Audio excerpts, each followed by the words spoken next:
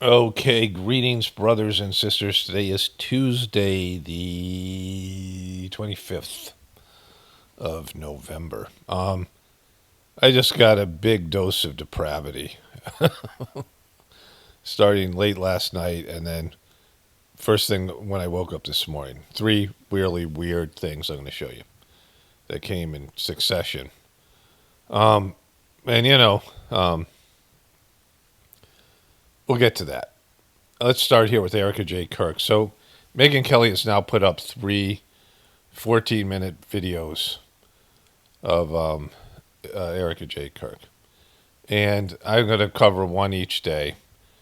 You know, she's the most difficult person I have to cover because it's just so fake and pretentious and icky and I mean, it's repulsive the way she presents herself.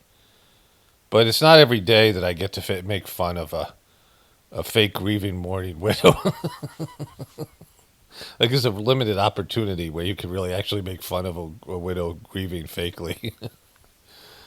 So it's I gotta, and plus people are interested in it, so But let's see how far I can get through here. So you did get married. Yes. You have two kids. Two precious babies. Two precious babies. We saw this already, but there's something here I realized. No BS, no agenda, no fear. Well, it's all BS.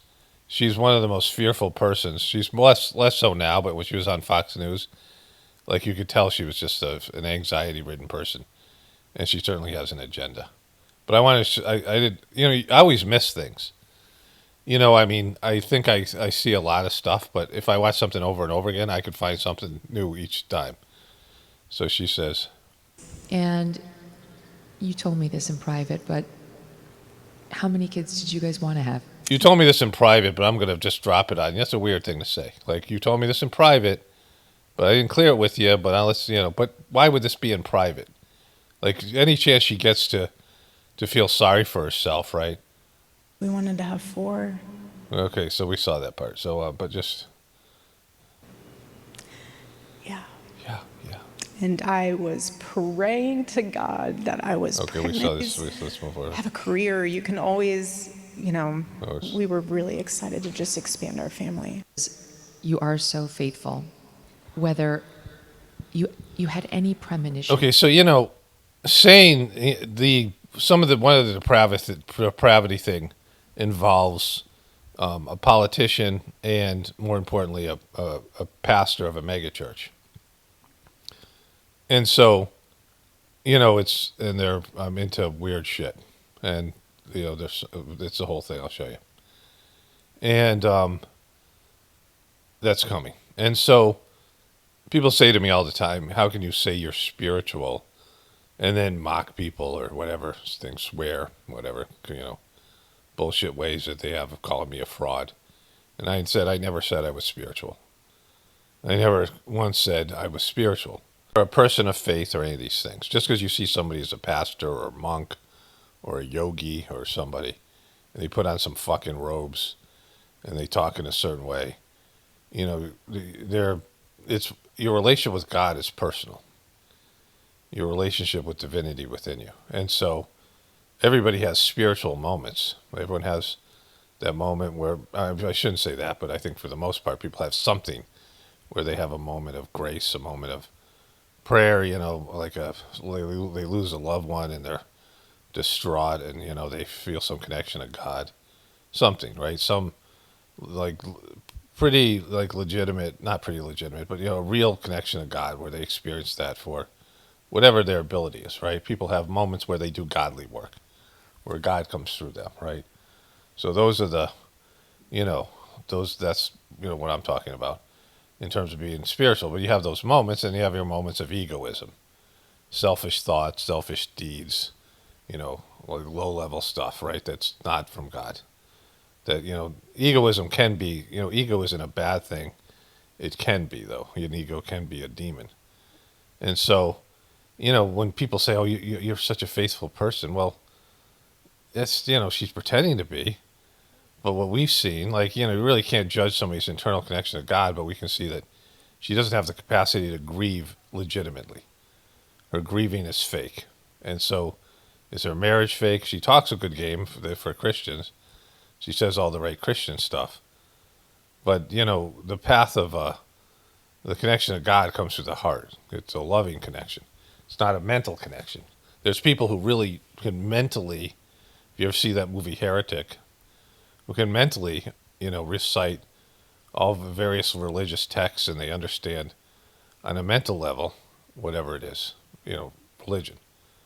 But your spiritual, your faith and your spiritual connection to God comes through your love and your heart, and that's why they call it blind faith. Faith in God, and when all seems to be lost, right? And so, anyways, let's get back to it. That something was going to happen to Charlie, because I really do see you as connected, more so than the rest of us, to God. And I just wondered, would you? Are you serious? Like fucking, you just see. This is the thing. This is what they're selling you, Charlie Kirk. They're selling you him as a saint. Now, somebody who takes money from a foreign government, right? Not just fucking taking money for a corporation or a political party or some special interest group. It's American, and selling it out, because he's selling himself out. He took shekels from Israel, like pro-Israeli lobbyists, and his job was to stamp down the anti-Israeli sentiment at college campuses, because they were committing a fucking genocide, and all these college kids knew it, right? So when you're a college kid, like when you're in that age, doesn't matter where you're in college, it's just that you're at that age. And the thing about college is you've gone from living at your parents' house, and now you're living on your own. And so you can make all your own choices. That's why college kids party, and they make bad choices, right? Because, they haven't been prepared for that day when they move out. Like, there's nothing in school, and, they don't have a good relationship with their parents now, and they're not being prepared to how to live when they're in college, right? You can see, like, kids who've had some difficulty in their life, like a kid who's lost a parent, or there's a single mom or single dad, and they have to step up and, clean the house and make meals and take care of their siblings or something like this, right? And then they go into college, and they're already a little bit, used to doing things like that, right? So, but you're in this stage where now you're like having your own, they call it individuation in psychology, where you're breaking free from your parents' worldview, and you go to college, and then oftentimes it's when you realize your parents are full of shit, right? Like, you move out, it's like you've been living in Stockholm Syndrome, and you realize how fucked up your parents are. Like, then when you go back and see your parents, and, when I would see my parents in my 20s, I was like, oh my God, how did I fucking endure this?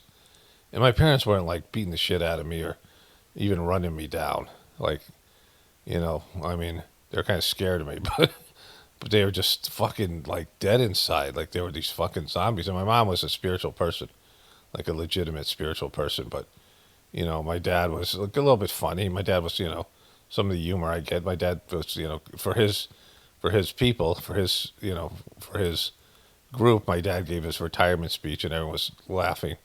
We went to some religious thing. It was like a seminar, some kind of, Christian seminar thing, maybe Catholic. I think it must have been Catholic because we were Catholic. And my dad showed up. My dad didn't believe in God because, I think he believed in God. He was just mad at God for not helping him not be a loser, right? But he got up and told the story, and everyone was laughing hysterically.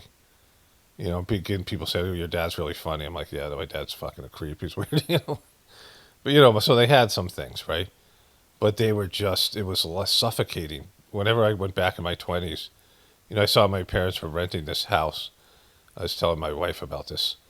And they didn't rent it. They would come up to Connecticut from Florida. They retired to Florida, where my grandparents, my mom's grandparents, had been. And I'd come back up to Connecticut, and my siblings were all there. And every summer there was a family that left, and they needed a house sitter. So my parents were like house sitting, and this house was a little bit depressing. It smelled like old people. And I came over to see them, and that's pretty, like, I was positive. Like, I didn't, like, wasn't thinking every night negative thoughts. And they were just like, we ate dinner together. It was like horrible dinner. Like, my mom was not a good cook, and she was Like she couldn't eat any spices. Like she said she was allergic to bay leaves.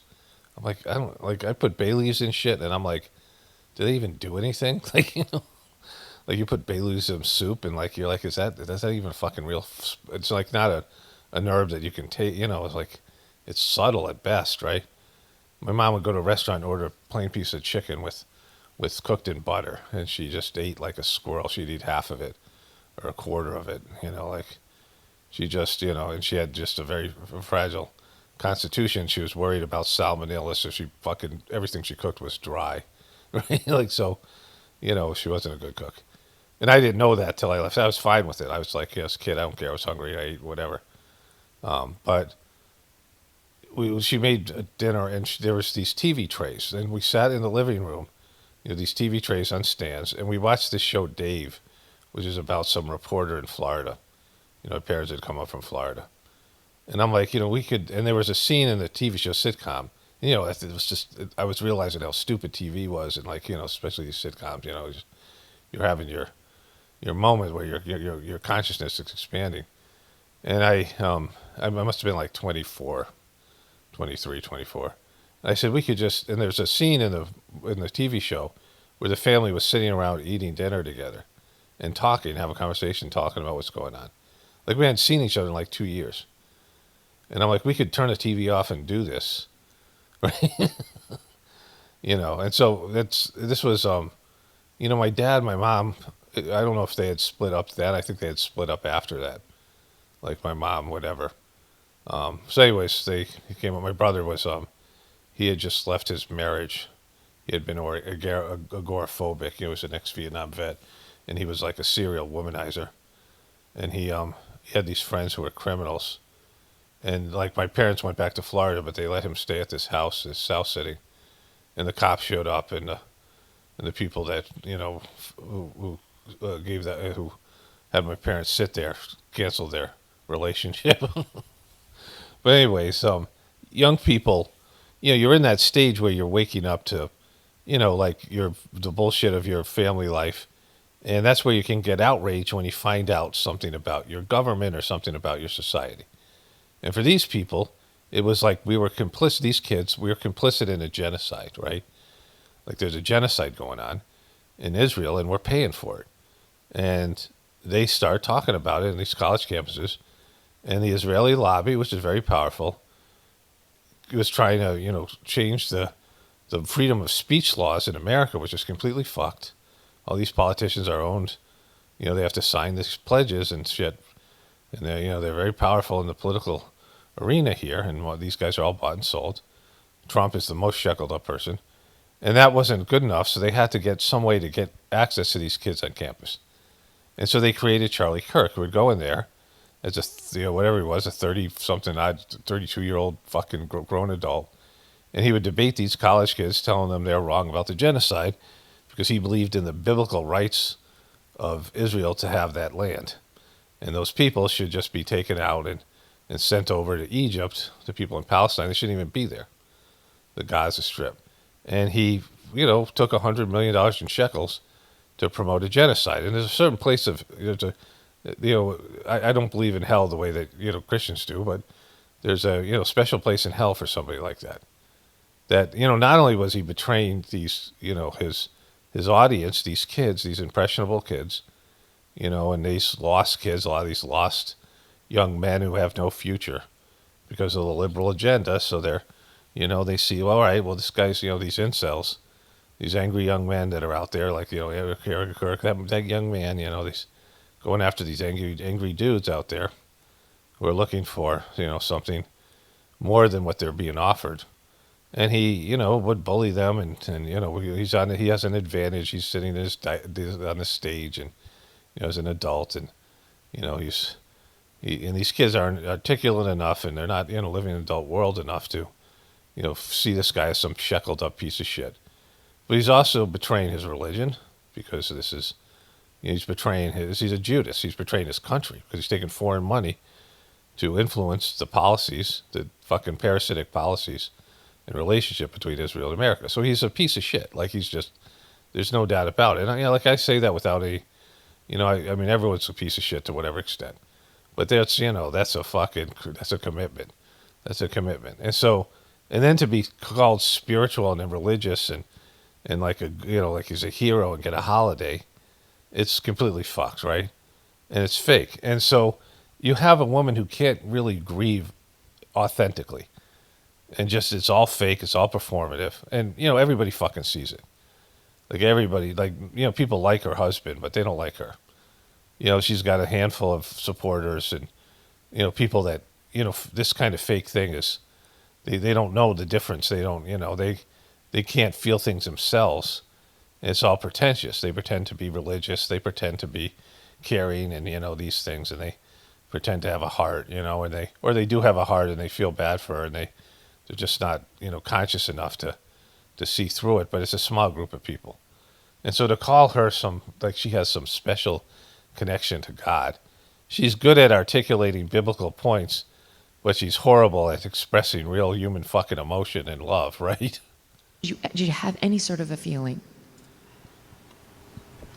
We see, the thing is that I guess we just operate differently. We always knew there were threats. We always knew that there were people out there that hated us with deep, deep passion of hate.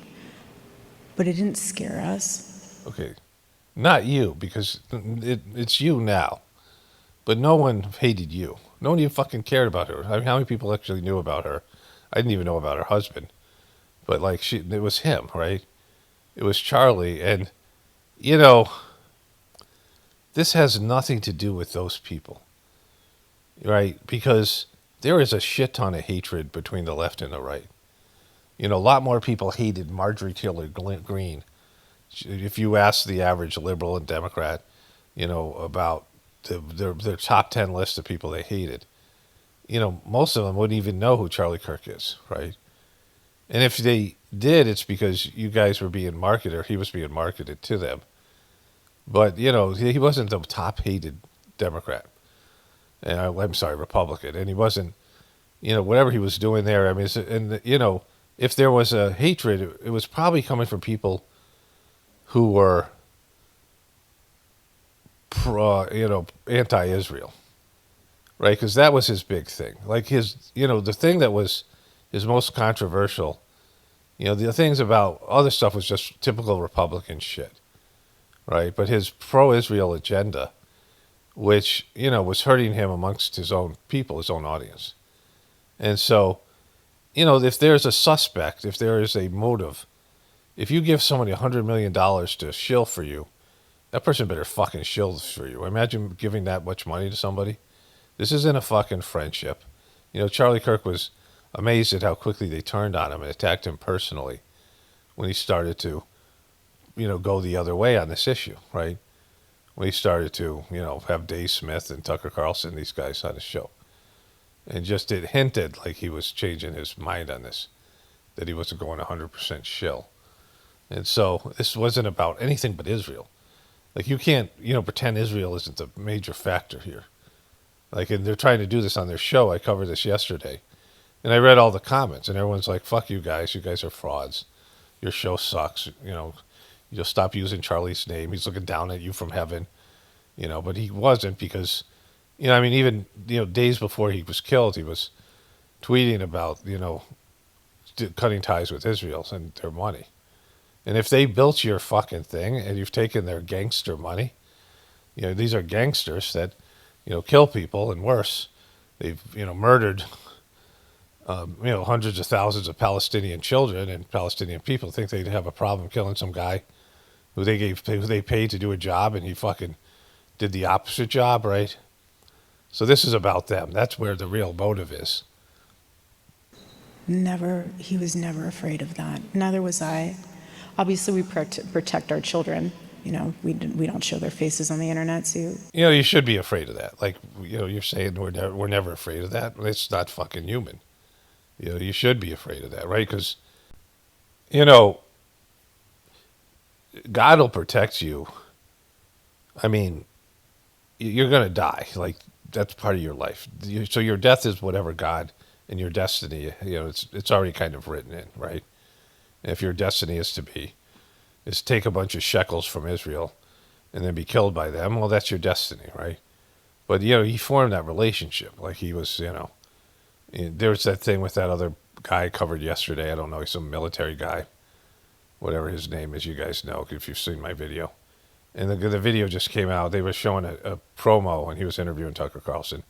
And they're talking about how you take the money and you get owned and, these things. And that's what happened to Charlie Kirk. He was compromised. Like you're in for a pound, you're in for a penny, my brother used to say.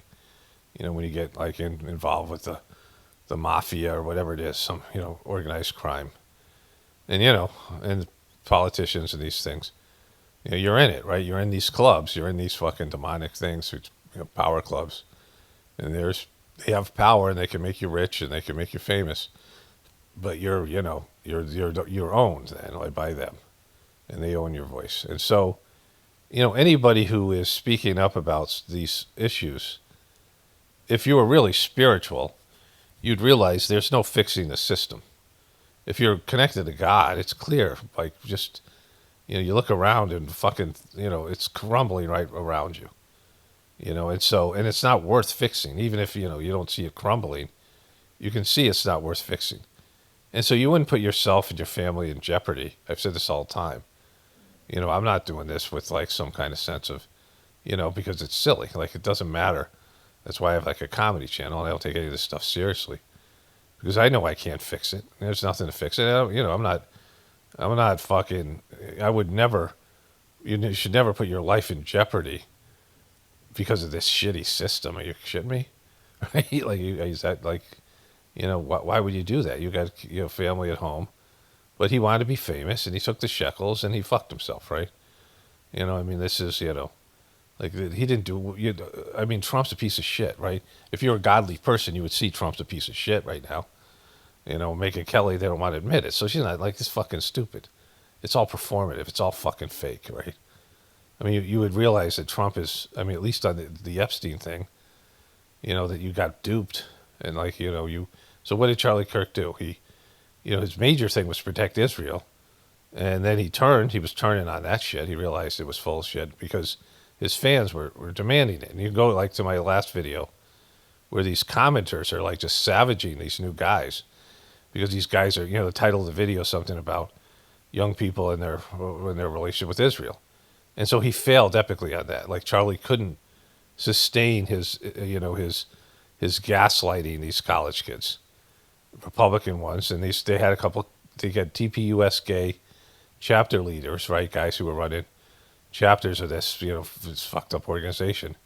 And they say, like, it's basically 100% of college kids are anti-Israel. Like, you've lost this whole generation. And they ain't turning it around. So he failed there. He helped to get Trump elected, and that's been a failure. And then he was shot. So, like, what was it worth, right? What is your life worth? You debated some fucking college kids and you had some viral moments. That's your fucking life, right? That's, you went to Israel and they got shackled up. That's very intentional, but I think we lived our It's just the way that she talks. It's just so pretentious and fake. This beauty queen thing where they're asked questions by the, they have to, like, this is like this section of the beauty contest where, when that girl said, such as, like the girl, where they asked a serious question and they're like, I just want to make the world a better place, and it's all fucking performative and rehearsed, and it's not believable, right? Then let me go get in my bikini, right?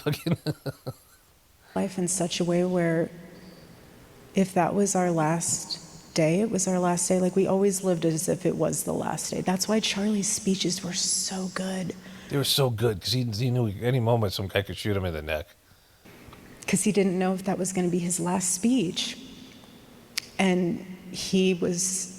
So, like, if they were going to honor Charlie, he wanted to audit TPUS gay because he knew people were taking money. And there's been this accountant guy that Candace Owens showed, which there was like $8 million went to some shell company where it said it had no employees but a payroll of some millions of dollars, that they were, pilfering money and shit like that, right? There was money being taken out by the people, and he realized it. like 8 days before, he wrote this thing saying we need to audit, because do a Doge-like audit because I don't know where the money's going. And then 2 days before that, he was in a group chat, and he said he's breaking ties with Israel. And you'd have to address that, right? And then, they just had this thing. Megyn Kelly interviewed them about Israel. I don't know if she's going to talk to her about Israel. I'll search for that.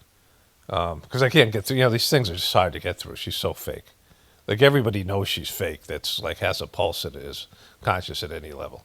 You have to be a special person that, in this group that wants to believe and is, pulling the wool over your own eyes purposely so that you can't see how fake she is, right? So intentional about every word. Every word had a meaning. Okay, it's like she's making it sound like the guy wasn't a bozo that didn't say stupid shit. Like he oftentimes said things in a way he could have worded it much better, and he wasn't really articulate in that way. Like, he was smart, but he was not fucking, I mean, he was shackled up for Trump and for Israel, right? Okay, so I just went to eat breakfast, and I was like, oh fuck, I got to do this. I mean, it's like a kind of a push and pull between. I mean, this is two things that I'm able to do here with the TPUSK. It's exposing people who claim to be godly people who aren't. I think I didn't say this before, and if I did, it's still worth repeating. That your relationship with God is based in how much time and energy you put into legitimately serving God. And what I mean is, it's not like going to a soup kitchen just because you want to post it on Instagram. That's not serving God. That you want to show everyone how great you are to volunteer for, whatever it is, right? It's not performative. There's no external validation for it. It's not, necessarily serving the poor or doing any of these things. It's connecting with God and finding out what God wants you to do and accepting that, because oftentimes it's like, I don't want to do that. And that's the best stuff, that when you don't want to do something, I didn't want to cover celebrities on this YouTube channel. Like, I just didn't want to do it. Like, I didn't mind doing it once in a while. But when I realized I was going to have to do not just celebrities, but all this stuff, I felt it was beneath me, right? I want to talk about the higher, there's higher spiritual work and lower spiritual work. And most of the stuff I do on this YouTube channel is lower spiritual work, the stuff that's spiritual, right? The stuff that I do that's, I mean, at some point it just blends together. The job and your commitment to God and your, all these things. But, you have to make a commitment to serve God in your capacity, that you're, all right, I have some skills and I have some talents and I have a destiny. What do you want me to do, God? Like, you just have to, be open to this and reaffirm it all the time. And, some people are more committed than others. And that's, you don't really know until you get there. Like, even the greatest spiritual masters, they have some doubt about how they, Master Chargy, the third master of the Seichmark system, he wrote in letters in his diary, like, he just wanted to make sure that when he died and he went to the brighter, what we call the brighter world, that, his master Babaji and God would be like, well done, good job. And you don't know that. Like, you just keep on working. You never say, oh, I think I've done enough. Let me go on vacation. Like, it's just you're working until you die. And then when you die, you go back and you work for God some more. So it's some level of commitment, right? That, your intentions and how much you're able to do it, because then you have your time where you're just doing things that you want to do. That you're not thinking about God. You're not thinking about serving God. And so, and it's just like, well, as you get older, it's more and more about God and less about you. And that's also part of it. Like, you're strengthening your commitment and your faith and things. It's not performative. This is all performative. Her and Charlie Kirk. And so let's go here. Brad, so we always knew that could be a possibility, but obviously, but obviously, he took one in the neck, like, fuck, like, it's just so fucking weird. And the high heels, these, I mean, I'm 100% against high heels, and I don't have to wear them, but they look painful. Your feet are very important to your life. There's reflexology and acupuncture, and there's a lot of points on your feet. Your feet are important. And if your feet get, fucked up and you can't walk, then you can't exercise, and then your whole health goes. So there's a lot of things like that. I mean, we went through this whole thing with Michelle Obama saying black women think they have to straighten their hair to, appease white people. And, I said, I just don't think that's a real thing. But, I mean, if it's a small, whatever it is, right? I mean, they think that, and just like women think that they have to wear high heels because, men find it sexy. They walk weird when they're in high heels, right? It's supposed to be like a sexy walk. And you can totally see it looks kind of mechanical and fake and whatever. But really they're doing it for other women, right? Like men don't fucking give a shit. Men don't like, oh my God, high heels. Like fucking, I mean, there's men who have bullshit fetishes, which we'll get into when I get into the depravity thing. But, the reality is, I mean, if you asked any man, you're going to have foot issues and all kinds of various, it's like doing ballet. You're going to have all kinds of issues because it's fucked up, that toe dancing and all that shit. It should just be, it hurts people, right? There's long term, for what, right? For what? Like, it's kind of goofy.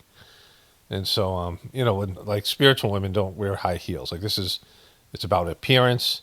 It's about, like some bullshit thing that people believed is important. It's like when they would mutilate these girls' feet. I was watching this show about Genghis Khan, and they had these, they were invading China, and these Chinese people back then, they would break the girl's foot and fold it inwards so they'd have really tiny feet. And this girl would have mutilated feet for a whole, like, fucking bullshit weird shit, right? Like, people do bullshit weird shit. And it's not necessary. Wear comfortable fucking shoes. Like, I mean, they could still, like, you could have these exact same shoes without the high heel. Like, just whatever. I mean, they could have some kind of thing, would just be flat or whatever. But this is, like this whole outfit. Like, this is not grieving widow wear. It's it's some kind of like lacy fucking high heel, like, everybody look at me. I'm a freaking porn star. We lived in fear of when that day would be. We lived in fear of when that day would be. So you guys knew that day was coming, and you did nothing to stop it. He's supposed to be a father of 2 children. Your family is more important than this bullshit job you're doing for Israel. I mean, just because you're famous and you made some money, like, it's worth fucking taking. I mean, most people would be like, you could be famous and controversial. You could be Charlie Kirk, or you could live a normal sort of average life, and you could live to fucking 80, and or you could do what he did. They would take that I would live to 80, right? So but you could just avoid it. You could just walk fucking away, right? If you felt this thing. trusted the Lord every day. You trusted the Lord, like, and how did the Lord help you out with that? Like, you mean trusted the Lord? You trusted shekels. You weren't doing this for God. God wasn't fucking endorsing the Palestinian genocide. God wasn't promoting the Palestinian genocide, right? God wasn't like, hey, go over there and kill a lot of babies. Yeah, I'm all about that. Like, fuck you, like. Now, of course, in the wake of Charlie's death, many are living under threat. I mean, the nutcases have gotten very loud and emboldened. And I just wonder whether... The nutcases? What are you talking about, nutcases? Fucking nutcases. Like, she tries to be a truther. What do you mean, the nutcases? What nutcases? Like, people are mostly pacified sheep that fucking bitch on the internet. And they complain, or they go out and they... like that obese kindergarten teacher that pretended, that there were some Republicans went by and she mocked Charlie Kirk and shot in the neck. You think that she's capable of assassination? No, she's some obese woman that went out there and she was talking shit to some fucking dopey right-wing people, and like then she lost her job. Like, it's just, it's just like when all those people, when those guys were arrested because they pretended like they were plotting to kidnap Gretchen Whitmer of fucking Michigan, and they arrested those guys, and then now I think they're free because it's fucking stupid shit. Like they call those January 6th dopes, the shaman QB, the QAnon shaman fucking dope, and these dopes that ran around in the Capitol like it was a party. You think those guys were insurrectionists? Come on, this fucking these people are just pacified. They complain, and at best they protest. Like most people can't even get off the fucking couch to complain. Like they'll complain in their mom's basement, whatever, about fucking life and whatever. And most people aren't gonna, don't have the ability to crawl up on a fucking roof and take a shot at somebody. Like it's not. You know who kills people? Governments. You know who assassinates people? Powerful people that hire professional fucking people who've been trained by the military, who knows how to shoot fucking, I've killed people before, and are expert marksmen, and people who can strategize and can figure out the best way to do something like that and have access to inside information. You think this kid was able to put together this plan on his own? Come on, it's fucking bullshit. Everyone knows it's fucking bullshit. It's like this. There's a news story I'll cover, I guess, after this before I get into the depravity, that there's missing evidence of him going into jail. It's a local news station in Utah. I got to remember to find that after this, and then take a break here. It was the kind of threat like environment that you needed to actually worry that something could happen, or was it just the din of like there are haters out there? You get these nutcase letters sometimes, Was it something like, no, it's actually getting really serious and we need to worry? Or was it just the din of like, No, I mean, you would see, obviously leading up to that, there was several shootings, there was several individuals with guns on campus, so you knew that the threat was there and things were starting to heat up. But again, it wasn't anything that, you would think any different. Okay, Candace Owens said that 3 people said to her that Charlie worried he was going to be killed. And she was hoping they'd come forward and say by who, because it was one thing that Charlie was doing was turning on Israel. And they gave him a lot of fucking money. Like, so, everybody thinks that. All right, so let me go through this thing here.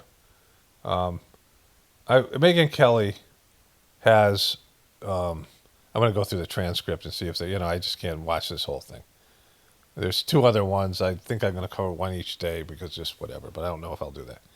But we'll at least see in this one, Megyn Kelly, her last conversations with Charlie. So this is Megyn Kelly's recollection of her last days with Charlie. One, she was on a show with Charlie, and they were discussing Israel.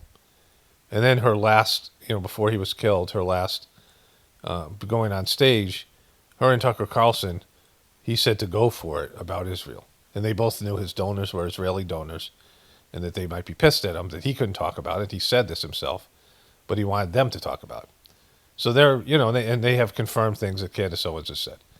And then she just went on TP USA and was saying, that this is Israel. She had those 2 guys on, Blake Neff and Andrew Covert, who are just killing that fucking channel with their suckiness, and they just won't admit it. Like, you guys, like, you can't fucking, you have to replace yourselves, like you just thought. You like, as much as you want to be on TV or fucking YouTube, nobody's watching you. Like, I read, they just had their own thing about Israel. They've had that where they have had to address they've lost the young people, and Megyn Kelly was pretty hard on these guys because they were trying to, soft land it. And she was like, whatever it is. And Megyn Kelly's, she asked some tough questions occasionally, depending on the person. And so, she knows this is all about Israel. And she knows that Charlie was changing his tune on Israel. And so, if she doesn't ask, she's probably not going to ask her this because she's a grieving widow, in air quotes. This is their bullshit excuse. But, asking her about Israel. And maybe she will, and I'll go through it. And hopefully she will, because that's really the most important piece here. Charlie was changing his tune on Israel, and what do you think about that? Because Megyn Kelly's not going to say Israel had anything to do with this. She's going with the official story because she's still a Trumper and she's still a piece of shit shill. But she has said things about Israel, and Charlie was, changing his tune, and that was her last interaction. So let's go through. I'll go through this thing here. Okay. So I went to all the videos, and I searched through. There's 5 videos up with her interviewing Megyn Kelly interviewing Erika J. Shekels-Kirk. And there's no reference to Israel in any of the clips. And then I found the whole thing here. This is a 2-hour, they talk about UFOs and TDS, Trump Derangement Syndrome. They're still going with that after Trump just shit the bed. But here's the interview from the beginning to the end. And so I'll cover this over a couple of days. But the fact that they don't talk about Israel, I don't even know what I'm going to do. Let me just show you this. I want to show you something else, and I want to go back to what they were saying because it gets to this idea that God didn't protect Charlie. And then I'm going to wrap that up for today and then move on to the next thing. It's just, pretty icky. But here... Kirk.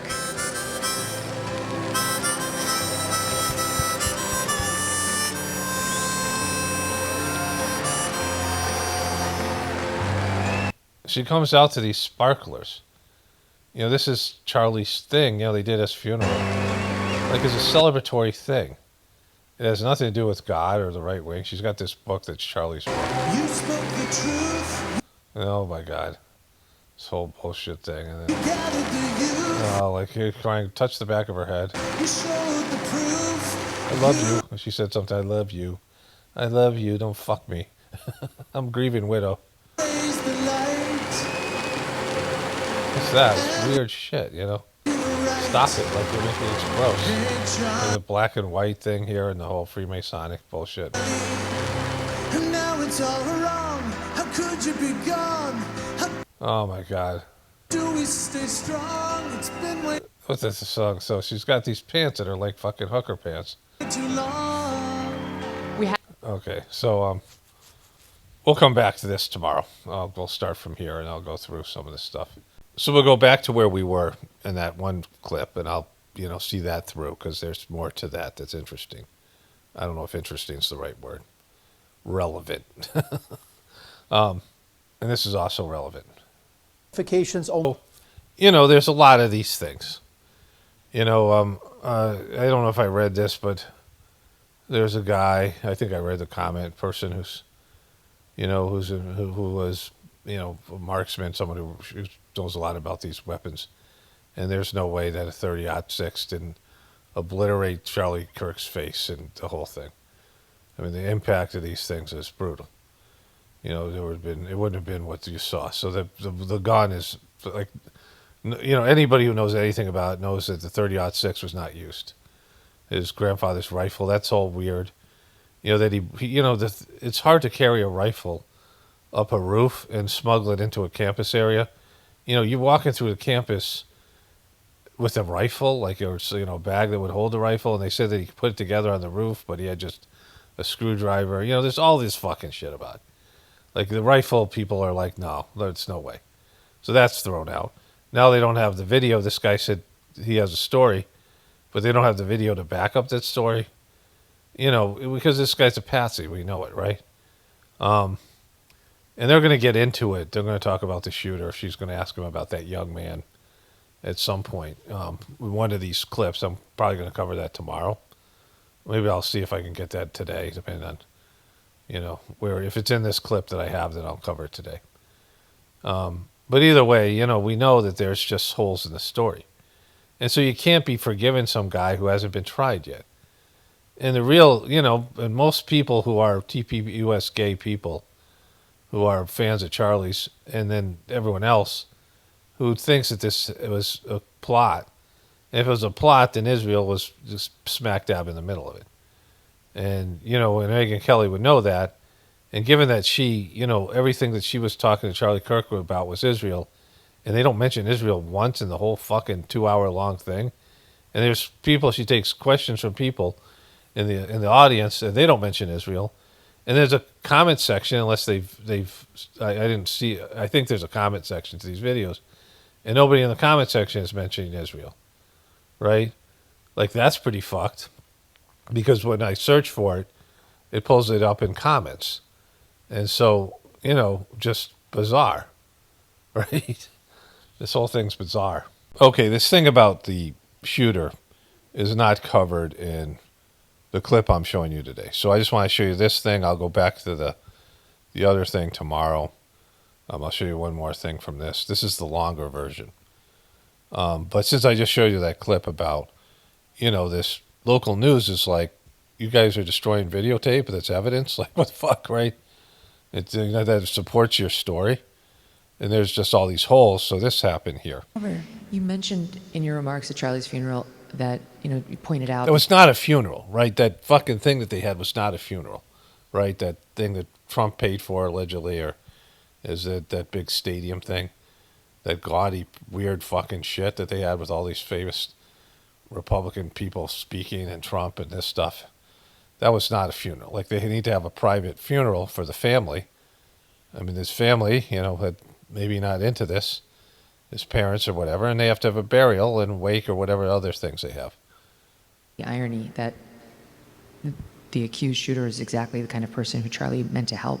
Yes, And that's kind of what he dedicated his life to doing, he did. is trying to reach disaffected young men who had been forgotten by a system, or worse than forgotten, remembered and told that they're terrible and to blame for everything. Right. And those messages for years. And tell them that they're, don't buy into this bullshit about Israel assassinating, killing children, because they have biblical rights to do so, right? And gaslight them, right? Find these disaffected young men and angry men and take advantage of their vulnerabilities and gaslight them, right? This is now have really materially, seriously affected the health and mental well-being of a generation of young men who need Turning Point. Yeah. And so you're not going to get it now. Like these gay dudes, these effeminate dudes that are running Turning Point are not going to connect with these, they're losers, so they're, but all these young men are now thinking that Israel had something to do with it, and you guys are Judasing Charlie and his legacy. That's what's happening. Check the comment section of your fucking videos, right? They're going to get into how this serves a greater purpose, but Charlie Kirk's fucking legacy is gone. Like, its Turning Point has shrunk, significantly so. And they can't go back to college campuses because they don't have anybody that's going to go on there and do what he did. I mean, they're going to have these fucking weird, presentations, and they think they're going to rally behind J.D. Vance, another effeminate ice lining, putting on weird fucking creepy dude. So, whatever Charlie was good at or not good at, whatever money that he had that was shackled up, it was because Biden was president and people were pissed. But now the anger's at Trump and, all these other things that are going on there. So that's all done, right? Well, I should go back to that other thing because this segues into this. But if God didn't protect Charlie because he martyred him and that his mission was going to grow, like the cries of this widow would be heard around the world. Is she going to be a widow forever? Like, is this her whole thing? She's not going to remarry? She's going to dress in black and weep and talk about Charlie for fucking, like, in 2 years she'll be doing the same shit? I hope it. Fuck. I mean, it's just icky. I mean, at some point she's got to, move on from this thing. But a year? I mean, at what point does she, can she date? What's her fucking narrative, her story that they're going to picture, right? Her role. But, Turning Point is done. They're not going after, embracing this fake story about this Patsy. They've all smart people, all people who are relatively awake in some way or another, don't buy into it, right? that's a huge responsibility for you. Like, it's not just, oh, we have a great political organization and it's a really big thing and people love it. You actually have to go about the business of saving an entire generation, in particular of young men, but young women too. You're going to save them? How are you going to save them? Mm-hmm. And how is she going to do that? Who's over there? Fucking Blake Neff? Those guys, those gay dudes over there? Like How are you going to do that? I mean, I think everybody wants to know, without Charlie, how are you going to do that? A few things. First, Charlie would say, I want to save the lost boys of the West. Lost boys of the West. Who would say such a weird fucking thing? That's so fucking weird. I want to save the lost boys of the West. I want to save the lost boys. Like, that's a fucking something a pedo says, right? Alex, I'll take things pedo say for $500. Like, what? I just want to save those lost boys. Like, fucking weird thing to say, right? That was on he had a to-do list. And one of them was saving the lost boys. This number 2 on his to-do list. On the top point of the to-do list. That he has that piece of paper still on his desk. at his office. Still, he has it or had it. It's still at your desk now because he's dead, right? He doesn't have possessions. But what's so powerful about all of this is that Charlie was so focused on the family. He didn't believe that it was up to the government to raise your kids. He wanted to not only empower the students, but also the parents. And something that you've done so beautifully, Megyn, is that your children... Okay, so you don't have an answer here, right? She doesn't have an answer to that question. What are you going to do? Because, Megyn should ask her, say, look, if you go to the comment section, for one, your view count is down. Like Megyn Kelly's getting in the 50,000s, the 100,000 views for these videos. And that's not great, compared to what Charlie was, whatever. I don't know how many more views she would have had if Charlie was on now. But again, he had videos that weren't that, successful. I mean, they're not reaching that big of an audience, right? Like Candace Owens has the #1 podcast, and she's talking about that this is still official stories bullshit. So that's what people want to see, right? They're tired of this bitch getting up there and faking like she's grieving and being fake and superficial and acting like a beauty queen and posing and being a poser and all this stuff. And people are turning on Trump. Like everything's imploding right now. The Republican Party's being ripped apart. Like they were talking about Megyn Kelly's bringing those 2 gay dudes on from DPUS Gay, those effeminized guys that nobody likes, and saying that the Republican Party's being torn apart about Israel. And Megyn Kelly said to them, only one side gets to talk about it, and that's the pro-Israel side, and that's being suppressed. And she was very adamant about that to her organization. But she's not talking about to her. Like, she's not bringing up this thing because, she can't take a stand in Israel. Because everyone else is, she's taking shekels, and she's being sheckled up as the new CEO of GPUS Gay. But she's, and I mean, they had to compromise. They had to get her, before they killed Charlie. They had to make sure she was on board. And so, like, this is greasy as fuck, right? This is real greasy shit. Like, is their marriage even real? What is this thing? But she can't be put on the spot because if she comes out, and she wouldn't answer the question, but it should have been asked. And that you're imploding right now. No one wants to watch your fucking videos. Nobody wants to listen to your fucking bullshit message. They want to know who really fucking killed Charlie, and you guys are still pitching this fucking patsy thing, right? You've raised them with the truth and understanding the importance of loving this country. You might not agree with everything that the government does. Yeah, loving the country is fucking stupid. What does it mean? It's a beautiful country. You love the land, sure. If you love the land in your town, America is one of the world is a beautiful place. America is one of the most beautiful places, mostly because the Native Americans kept it pristine. Like you go to Europe and some of these places, they cut down all the fucking trees, right? There's places there, they don't have fucking trees in some of these European countries. I mean, the ancient trees, the old growth trees, they fucking harvest them. There's a show on PBS where these people, they did a reality TV show, and they had to live as pioneers. Then there was they had to, and these pioneers were sent over, and they had contracts with companies from England. And one of the things that they had to do was fulfill the orders with primitive tools. And, they had to send back resources. They were being paid to, the boat ride over to America, and all these things were being funded. So it was like what people really had to suffer and go through. And they couldn't keep up with the work because fucking, of course they can't. They're just people who are, posers who want to live, who are, live in those living history museum people. It's people like that, or people want to be on a reality TV show. But one of the things that they could do is cut down a lot of trees and send back the wood to England, right? And, that was one of the ways, because that was very valuable, because they didn't fucking have they used up all their fucking wood out there, right? These small little European countries, many of them had harvested all these resources and didn't replant them because, this is what happened. But America, I mean, there's still beautiful places in Europe, I'm not saying that, but America was pristine. The native peoples were very, nature conscious.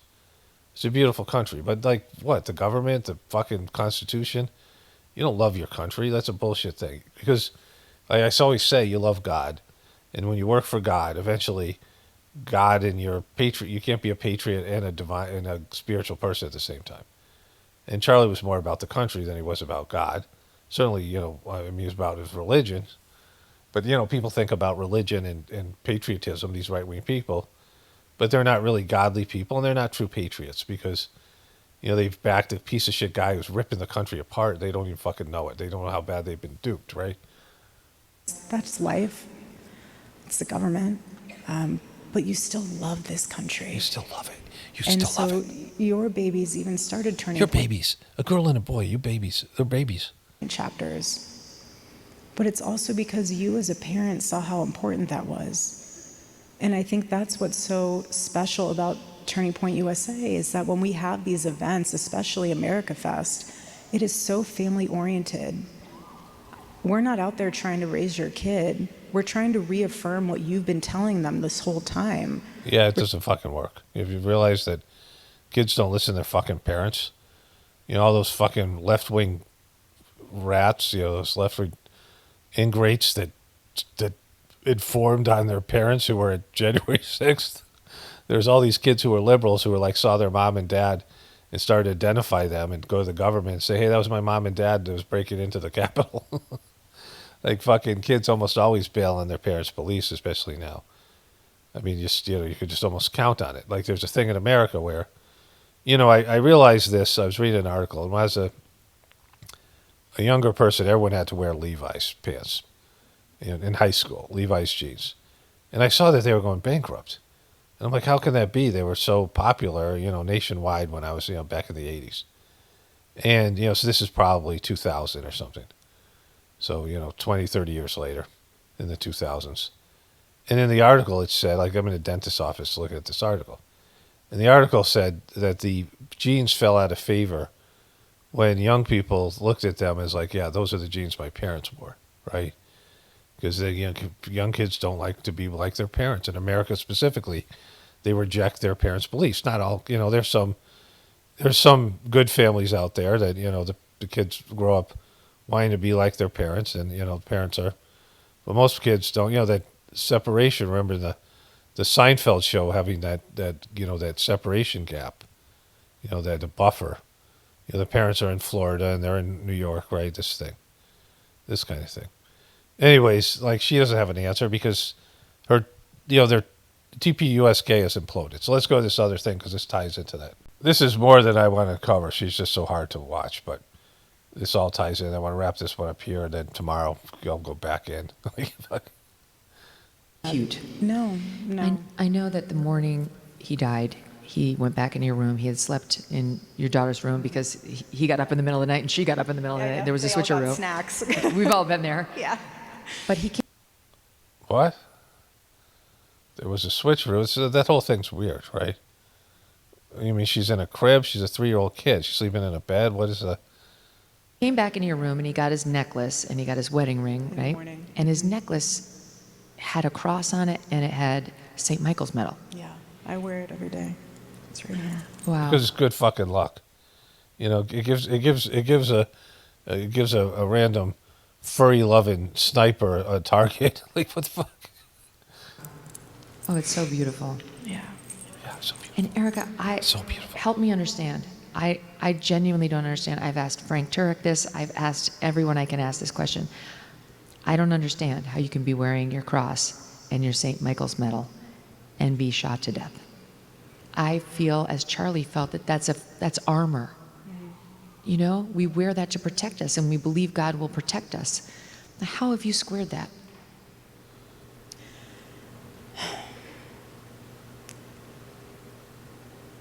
The Lord is so powerful. Oh fuck. We're not meant to understand. What do you mean you're so powerful? What does that mean? Like did the Lord want Charlie fucking shot? Is this the Lord's doing? Right? It's like fucking answer. Like that's the question. Did the Lord want Charlie shot, or did the Lord fucking is this the Lord more like fucking the Wizard of Oz, where he has no real power, and it's just fucking smoke and mirrors? Is there no Lord because he didn't protect Charlie, or did the Lord want? It's one of the two fucking things. The Lord was off that day. Like what is it? Like this is the problem these guys have. I don't have a problem with it, right? I can explain this. I can explain, one of the questions people have is why does God allow bad things to happen? And the answer to this question is God's given people freedom of choice. And the freedom of choice is more about your attitude because the events are kind of scripted to whatever extent. Like I can't be very specific about how much scripted or whatever. But it's how you interpret these events and how you go about these events and how you let these events affect you. Like if a bad thing happens and you get mad at God and you never come back and you're resentful and have hatred towards God and you come back in the next life, that's going to change your life trajectory. These things, right? And so, but it's more about your freedom of choice is more about how you interpret these events, right? But God has given people the freedom of choice, and people are fucking, demented and weird and have egos, and they get into weird shit, which I'll cover in my next segment here, right?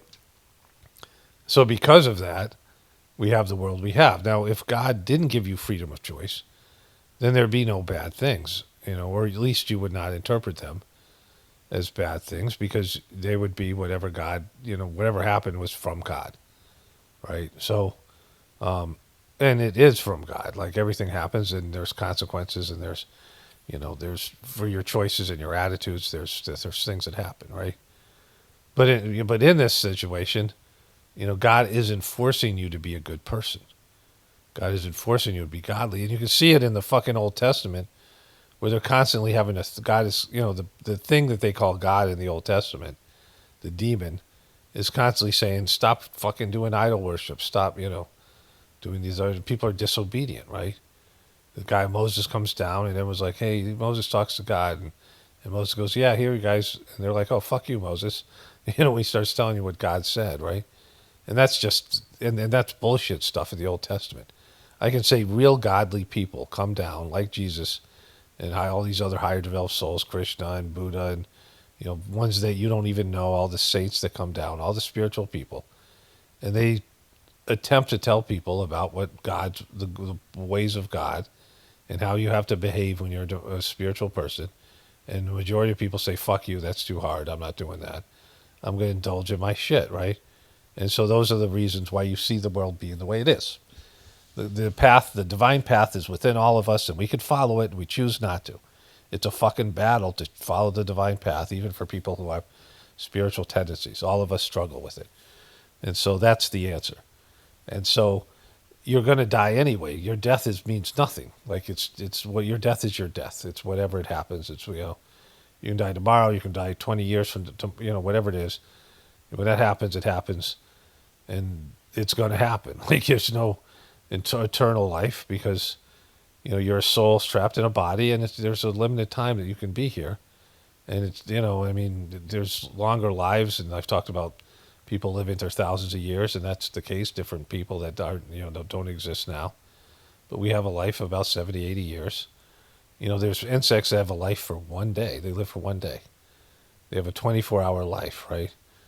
And so there's death is death, and whatever the thing is. But you putting on a cross and being a bullshit Christian that doesn't really believe in God, that believes in some bullshit Bible and and politics and these things, and takes shekels. And and why didn't his cross and his St. Michael's medal save him? All of his ways. But there's mercy in that, knowing that God uses evil for good. So how is he going to do? This is the part, right? I don't know what Woo! exactly that is. Well, it is. The big thing is that turning point is going to be bigger than ever, and we know that's false now. That turning point is, that there's no martyrdom. People don't give a shit about martyrs. They've lost interest in Charlie Kirk, and the people that are still around are over at Candace Owens's and people like her, who are looking into the truth. People are calling it bullshit on this fake acting, posing person, and all these things, right? There's no movement. Trump is, the Trump movement's dead. I mean, he's obviously a piece of shit fake. All this stuff. Little dab will do you. But I do know that the Lord will use it, and if that means revival, The Lord, I told people, I said, I have never found more comfort in the statement, thy will be done. Explain that. Why? Explain that. Why? Expand on that. Thy will be done. Because it shows that control is an absolute illusion. The Lord knows the number of hairs on our head, and He knows the number of our days. And that's why Charlie was so intentional of making sure everyone knew that their role in life was so important. And his role was to take shekels and gaslight college, disenfranchised young white men of their common sense and their what their peers were into, who are now all, have reversed their positions. And they were doing this while Charlie was still alive, and he was like, I'm losing my audience. I can't be promoting Israel anymore. They went too long, they pushed too hard, and these guys weren't fucking as brain dead as he thought. And now, he had to turn, we know what happened, right? And that you guys are all the missing puzzle piece to this whole story. And Look at her deliver the real tears. I bet she has some,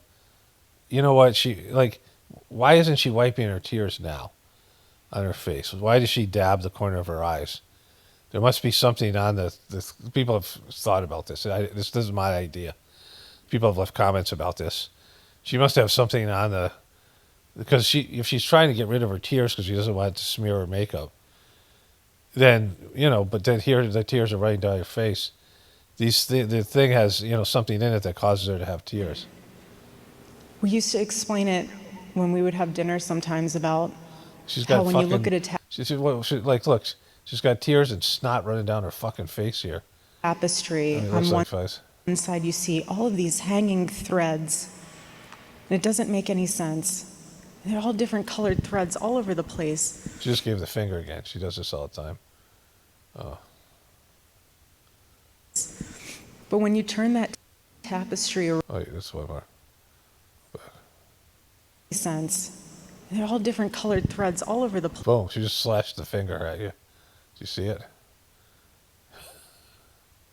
Different colored threads all. Boom. Fucking, she's doing this a lot. Fuck you guys. Hey, take that. She's done this a number of times. People have caught it. This is the first time I've seen it. I've seen pictures, but all over the place. But when you turn that tapestry around, you see how beautifully woven together. okay, Jesus fucking Christ. But her big thing is that his mission is going to grow stronger and better than ever. That the enemy didn't stop us. The enemy didn't fucking stop us, but he stopped you. You got $70 million of shekelled up money after Charlie died, and now you have no audience. It's like you have videos that are only getting 5,000 views, and those 5,000 views are filled with people saying, hey, you guys suck, and Charlie's looking down heaven, you guys fucked him, and you're not going after his real killer. And so, it's over. TPUS gay is done. Whatever star power Charlie had, these guys don't fucking have it. And even if they did, they're trying to come in and replace somebody who has been, who's become a martyr, but a fake martyr, like no one's really buying that shit. And that the real interest is getting to the bottom of the story. And then, the conditions are different now. Because everyone's thinking about Trump and Epstein. They're thinking about Trump and Epstein. I got to think about Marjorie Taylor Greene. Her district is in shock of her. We'll probably end with that at the this video. And so let me just see if there's anything more here where she gets back into how TPUS gay is going to grow. I think that's coming. And then I have to get off this thing and go to the other thing I was going to do. Yeah, she just goes into the arm of God here. And how intentional every thread is to that tapestry. And yes, I fully believe that you put on the full armor of God every single day. I mean, henceforth, all of my bracelets and rings, everything has meaning to me. And that's why I always wear my bracelets, always wear my rings. Are those armor of God, those things look gaudy fucking jewelry. Because they're protecting you. Those things you have to use fucking bracelets. Those magic bracelets, like Winter Twins bracelets.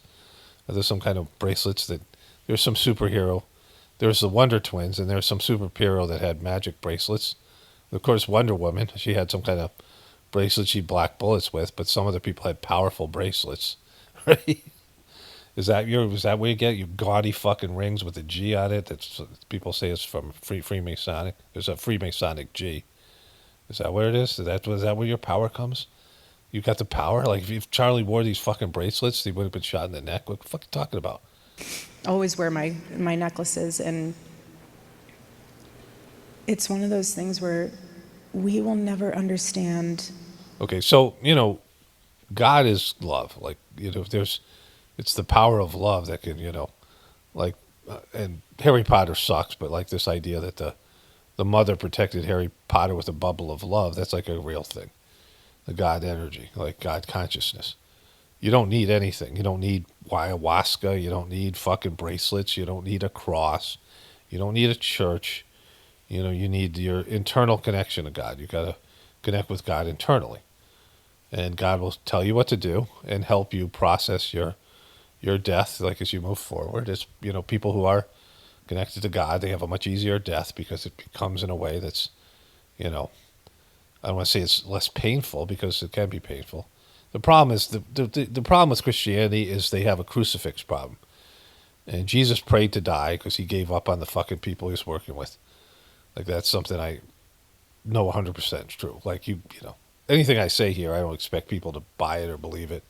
That's just my bullshit, right? But for me, I know that Jesus was praying to die, as did Gandhi. And often saints do this, higher developed souls. And I'm not saying Gandhi was a saint. Gandhi and Jesus were half social and half spiritual. Is that at some point you realize people suck and you're not affecting them. Most saints die kind of bummed out. Like there's the highest level that they can affect human beings and bring them up spiritually. And there's the lowest level of their work in terms of outcome. And, it's usually the lowest level or a tick above the lowest level. In fact, with Jesus, they took his words and they turned it into a demonic religion, right? Which is almost happens all the time. It's happening with my thing, Massage Marg, right now, where they take something that was great, a spiritual movement, and then they twist it and it becomes a way to manipulate people and powerful, corrupt organization. And it's a sad thing. Humans don't get it, and we're kind of almost in a situation where we have to get it, or they're just going to say, all right, you guys are done, and we'll try something else out. Like it'll be humans will be a failed experience. The kind of humans we are now. There's other human beings that are, that are like us, that are far more evolved. They live longer lives. They came down to planet Earth and they created these, these test tube slaves that are just not, have these negative animalistic tendencies that we can't shake, right? Like that's the real origin story. God's ways fully were not meant to. We wouldn't be, our mortal brains would not be able to even compute what he has designed and put together. But what I do know is that the Lord spoke through Charlie in so many ways. When he was shackled up. All right. So I think this is maybe the TPS-US thing. And I still feel so deeply connected to him. Yeah. You do? It's been 2 months. Like you haven't forgot about him yet. Like. And I know that the Lord used such evil to bring about something that will eventually come to good. It's already started. It's already started. What are you talking about? TPS gay is done. Trump is a failure. Everybody hates Israel, and like fucking, there's the majority of people hate your new hosts, and so many people think you're a fake piece of shit. And so like what? Like where is it? Where is the good that came out of it? I mean, that's good because it's truth. The thing has always been a scam, and Charlie was shackled up. The thing's a joke, and Trump is a piece of shit. And we all know it, and the people care about Epstein and who killed Charlie Kirk. And if you guys aren't on board with that, why aren't you on board with that? You're supposed to be Charlie's friend, and you're supposed to be the love of his life, and you guys can't see through this Patsy story. especially her, like she's cynical and, you can't see that there's a bullshit story. Of course you can. Like, so just get up there and you're like pandering to dumb fucks, right? This is the dumb fucks that can't see through this, the lowest level of consciousness. And that's who your audience is. You can't do anything with those types of people except take their money, right? Get their support and take their fucking money. And so you can get their shekels and, right, wear your fucking bullshit stuff here. All right, so I got to tap out with this. I'm going to go to something that's equally depraved in a second here. Before we get into all that, I got a number of comments. I'm editing now, and I have already made the voiceover you're going to hear, and there's a lot of comments, and there's comments about my daughter's suicide, gun control, and some of these other things that I get to. It's weird what people will comment on. I've mentioned my daughter in probably 20 or 30 videos about her suicide, and sometimes people won't comment at all, and then there'll be a lot of comments, which there were in this, the last video that I made. And then there were some comments where people would want me to move on from this, or they don't care about this issue anymore. When I was thinking about that, well, the video, and I get sick of things too. Like, I just get sick of it all. Like, I get sick of covering this stuff. It's just, I get into some real depraved thing. It's a whole nother, this is all these things that happened the last day and a half that I came across things, and it's just like, what the fuck are people doing kind of thing, right? Which you'll see in a moment. There's like 3 or 4 things I'm going to talk about. And then also Marjorie Taylor Greene. But I just want to say there's a lot of things in the Charlie Kirk thing because it's fake religion. It also brings in Israel and the Old Testament. And that's shit that you guys don't hear from anywhere else. You might not like hearing it, but it's important because the Old Testament has fucked everybody in the Judeo-Christian, in the world for whatever extent. It's had a negative effect. The Old Testament's a piece of shit book. A lot of weird shit in there. And the Bible itself and people's interpretation of it and the Crusades and the fucking missionaries and the forcing people to abandon their cultures and, the manifest destiny and all these things that have happened, the circumcision, all these things, all these things that have a negative effect on people, mass circumcision, mass genital mutilation of male children, all these things. And it's had effect on people, and nobody really knows the stuff that I know here. And we'll say these things. People will say the Bible's full of shit and God isn't real. But I say God is real and the Bible sucks. Like the parts of it, most of it. And its effect on humanity has been mostly bad. It hasn't brought people closer to God. Some people have had a good experience with the Bible. And these are positive, higher developed souls. If they were born in something else, they'd probably be even more spiritual. But they're born in Christianity, and they're good spiritual people, and this is all they have. And they do the most of it, and they become saints. Like, there's been real Christian saints. But that's despite the limitations and the negativity in the Bible and the rest of it. So there's that, right? So the other thing I want to say is, we're going to get to Marjorie Taylor Greene. Now, if you had said that Marjorie Taylor Greene and Trump would have a breakup, which I could have predicted, Trump will have a breakup with everybody. That things where he said, I get along with everybody. It's like a joke. Like, he gets along with nobody. And he always turns on people in a very public way.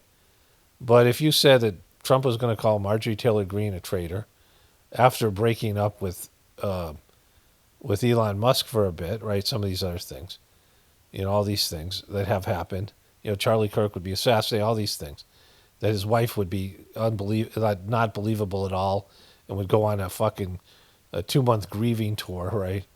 And grabbing as many shekels as she could. All these things that happen.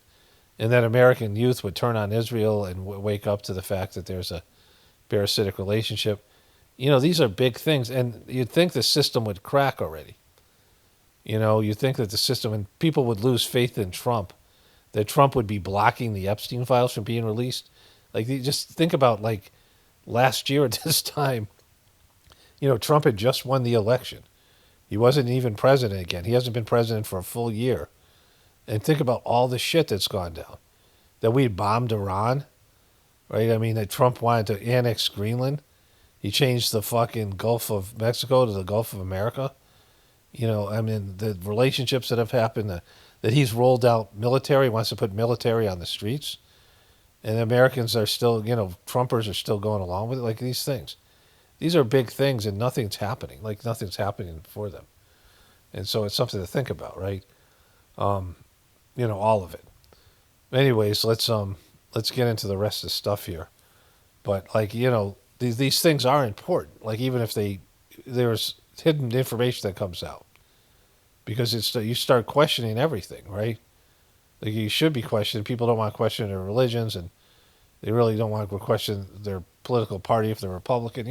Everyone has their bullshit things, but it's all there to be, I don't know. It's all there to be seen through. That our whole system is corrupt, and like trying to figure out what the truth is in a sea full of lies is a difficult thing. Anyways, let's move on to the next thing here. Okay. So we're going to transition into different levels of depravity. I just want to say one more thing about Charlie Kirk, and I need to say this regularly. Spiritual people can't discriminate. Like you can't pick a side, especially politically. Because, like a church really can't do that. Or any kind of real spiritual organization, because anybody can become spiritual. St. Paul, my namesake, I guess, he was a guy who persecuted Christians, and then he became, as Saul, and then he became one of the most famous Christian saints in the history of, Christendom. Catholicism, I guess, I don't know. He's St. Paul, a big part of the Bible and a big part of reviving Christianity. And he's not the only person who was a piece of shit that woke up. In fact, everybody who wakes up to God is a piece of shit before that. And you have people who are, like, for example, drug addicts and drug dealers who turn around and then they go out and they do the opposite thing, right? So, people can have, redemption. People can be redeemed. People can change. And, God doesn't give a shit about politics. There's always one side that's going to claim God, and in our case, it's right-wing people. But they're always fake as fuck. All these most of them are. I guess there was a thing on, there's three things. There's another thing I want to add to this about the former vice president. So anyways, Charlie Kirk being a right-wing person trying to win people over to Trump, it's not, you don't want Trump, and you don't want mixed Trump and God. Like that's even if Trump's not a godly person. He's not even religious. And, he's not like these guys who fake being godly, fake being religious, but, being religious isn't being godly. Being religious is not being spiritual. So anyways, Charlie Kirk is a piece of shit, and, he's making it about God being also Republican. Okay. With Charlie Kirk, it was, I had to break for a second. With Charlie Kirk and TPA, US Gay, and Trump, it's all showing you it's fake, right? It's all showing you that false promises, false prophets, right? So there was this documentary called Tickled, which was on HBO.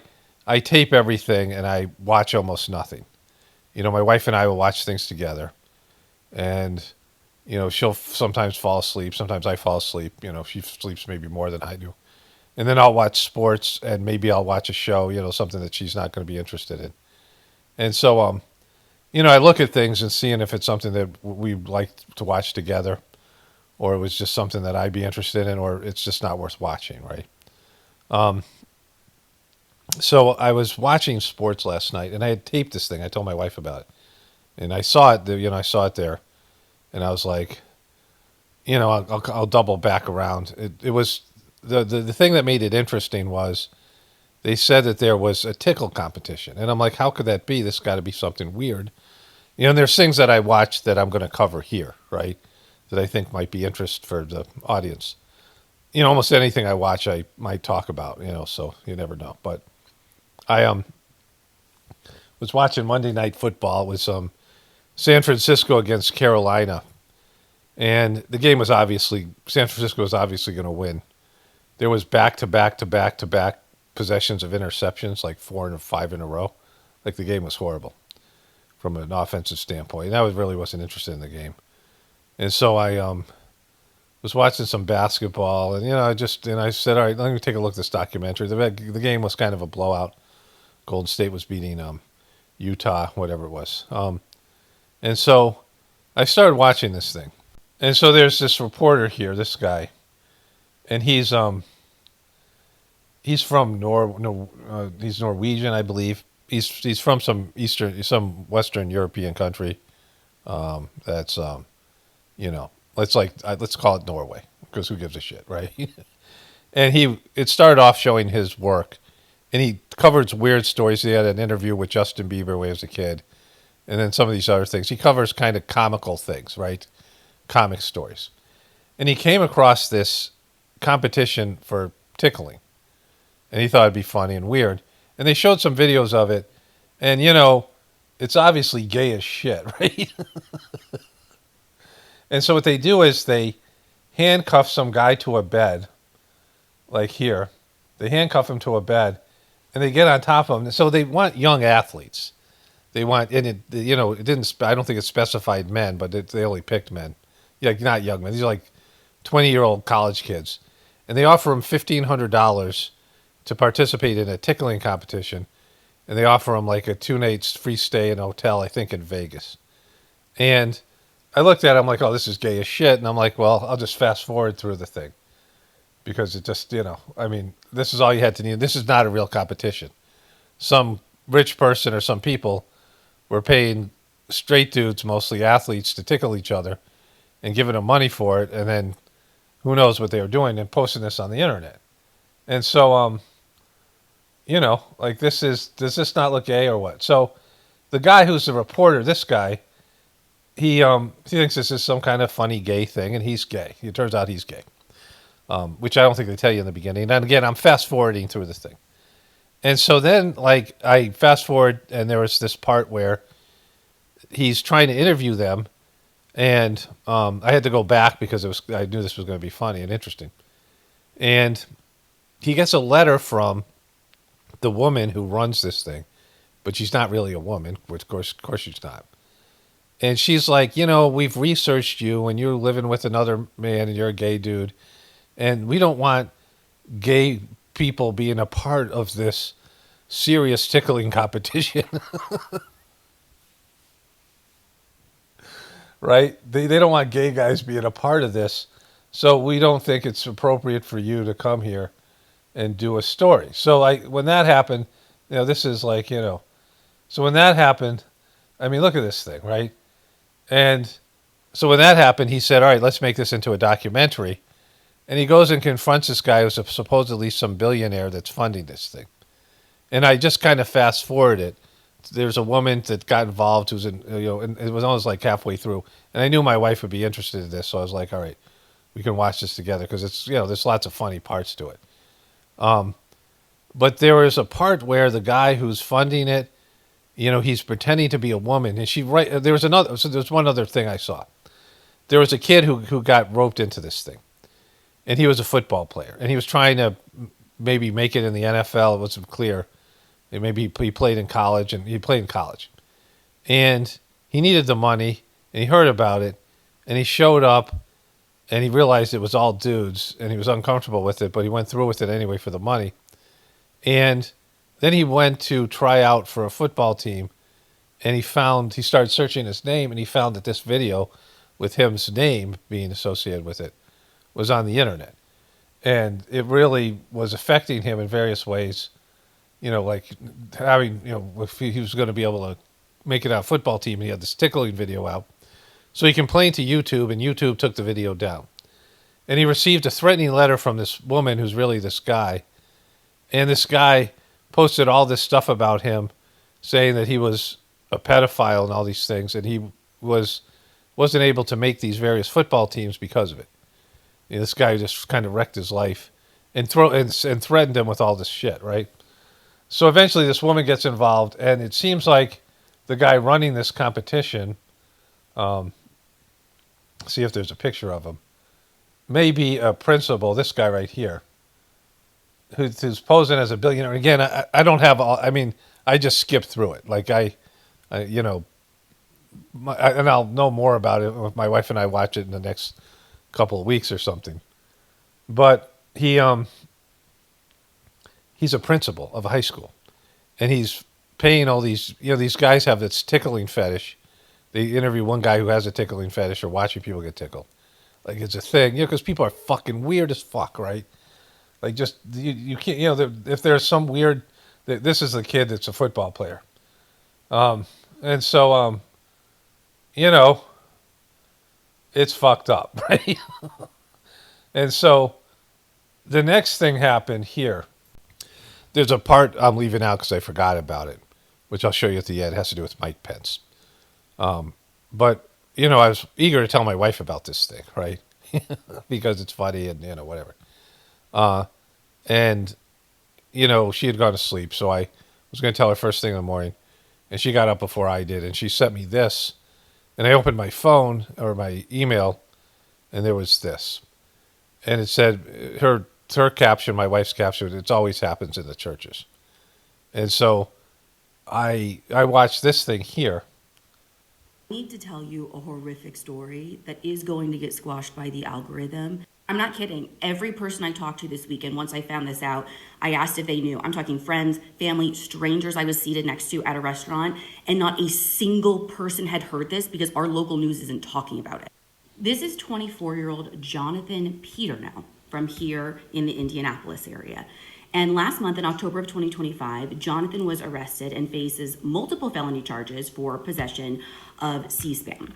Fitchers Police Department released a statement on behalf of the task force that arrested him. And it said that a search warrant was conducted on his residence where further evidence was located showing that he possessed over 200 files of child sexual abuse material. Some of this included sadomasochistic child abuse, children that appeared to be drugged or intoxicated while being abused, violent child molestation, and photorealistic AI-generated photos of nude pregnant toddlers. According to 24-Site News, he also was in possession of 50 pictures and videos of his mother and father, either naked or performing sex acts. And this is who his father is. Nathan Peternell, the lead pastor of one of the huge mega churches here in the Indianapolis surrounding area. So holy fuck, right? So this video on TikTok, I think here it's got 2 million views. On TikTok, it's got 49,000 likes. So that means it's got hundreds of thousands of views. So this is a big video. I mean, I'm just hearing about this. And there's stories like this probably everywhere, right? And it gets worse. It's also involved. So it's religion. And there's always this shit involved with religion, especially with mega churches, people who want the big gaudy churches and they make a lot of money. There's always some of this depravity. And then with politicians here. Now, Nathan has not been legally implicated in any of this. But I think part of the reason people are finding it so shocking is because of how much him and Micah Beckwith talked about trafficking or child exploitation on their podcast, Jesus, Sex, and Politics. And they're not just like co-hosts, right? Like in this post from Micah Beckwith, he says that Nathan is one of his best friends and spiritual brother-in-arms. And Micah Beckwith is our current lieutenant governor. Like, fuck, right? Like, I'm not going to stay here all day, but like, just do some Googling. Now, he too has not been legally implicated in anything related to Jonathan Peternell. But he not only is friends with Nathan, he also, while having this full-time job as lieutenant governor, does have a job as a pastor of one of the campuses of this church. Now, recently, 24-Site News had been publishing stories of young women who have come forward and said that while Nathan Peternell did not physically do anything to them, he was inappropriate with them when they went to his youth group, where he would have small groups in which he would talk to girls as young as 12 about very sexually explicit things. He did address his congregation and did like a whole prodigal son thing and cried and said that he was gonna like step back for a little bit. And in a move I know all too well from growing up in churches like this, Micah Beckwith said to the congregation recently, according to 24-Site News, that this is just the enemy spreading lies. Oh, where do we hear that? I didn't watch this whole thing. I knew I was going to show it here, so I stopped when it got to the lieutenant governor. I didn't know she was going to say the enemy, right? Where do we hear that? Who talks about the enemy? I don't know. Erica J. fucking Kirk, right? The enemy. The fucking enemy spreading lies. You shouldn't listen to it. It's the enemy, you guys. Nothing to see here. These two fucking guys. All right, the enemy. So there was that. Now, I'm going to check out their thing. See if it's on YouTube. But right after that, so I got rid of this video on my phone, and my wife had sent in an email so I could open it there. And then right after that, the next thing I saw when I swiped left or did whatever you do to Twitter, and I don't look at Twitter in the morning, then this video came up. Ready? You ready? You like it? You sure? Okay. On her way to work one morning, down the path along the lake, a tender-hearted woman saw a poor, half-frozen snake. His pretty-colored skin had been all frosted with the dew. Oh, well. He just sucks so bad at just the way he's reading this thing.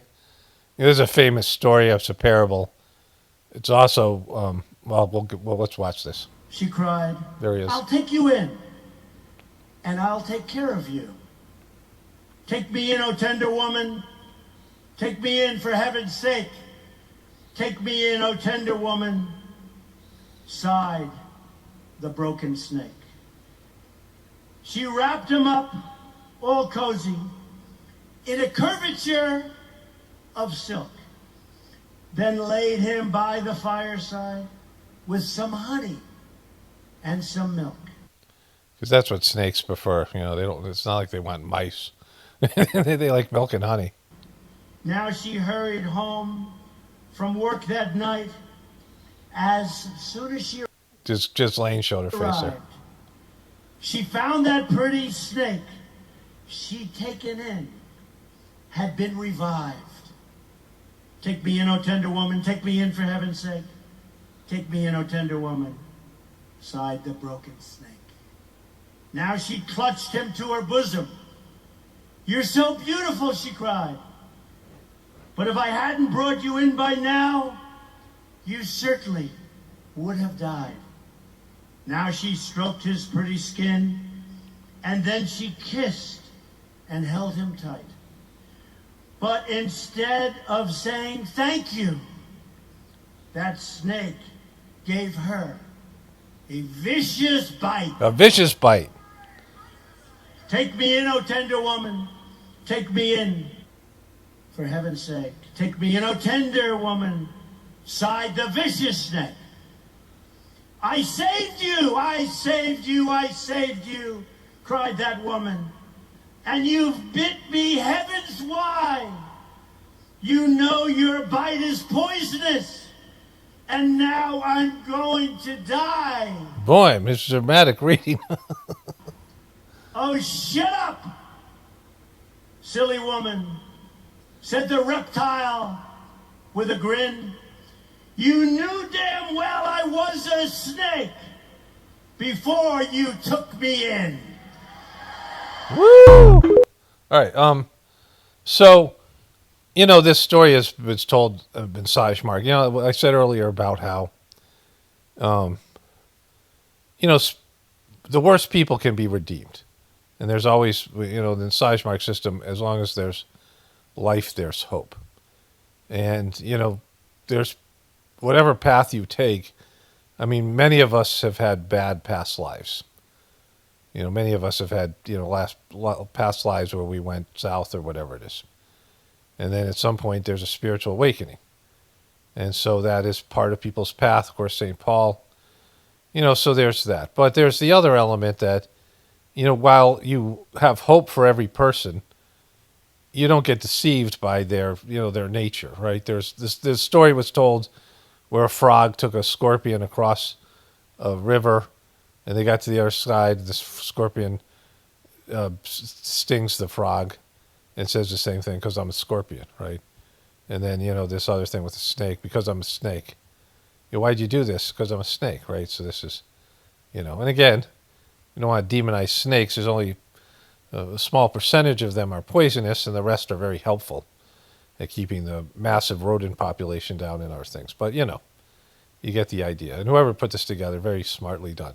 So that's how my last night, and then into this morning, then these two things, and I'm like, Jesus fucking Christ! It's just, I mean, this is with Depravity Tuesday, right? Like, it's just everywhere. Like it's just, and then the whole thing with Erica Kirk, and that's probably kind of some of the worst stuff there because of the effect that TPUSK has had on people. So then on top of it, my wife had sent me this. I forgot about this until just, I was making this clip here. Okay, so I was going to segue into Mike Pence, and we'll do that after this one clip here. But I went and checked out that YouTube channel. It's actually 3 clips. The one that young lady was talking about in terms of the pastor and the lieutenant governor and their podcast. And, let me just show you. There's stuff there. And then after that, we'll get into the Mike Pence thing. It's, there was this rumor that Mike Pence had gone to a male prostitute. It turned out to be fake, but I covered it anyway. And so, because it's part of the story. But let's check out this YouTube channel first. Okay, so this is a shitty little YouTube channel called Jesus, Sex, and Politics. So for this pastor, this guy is a pastor, and the guy was lieutenant governor. This is his business experience where he's talking about being lieutenant governor. I think this is the governor here. This is a congressional debate here, something that's going on. And there's the guy. This is the guy who is, I guess this maybe is his YouTube channel. But then going into it here, getting the game, an inspiring word from Pastor Rob McCoy. So Rob McCoy is the Candace Owens guy, right?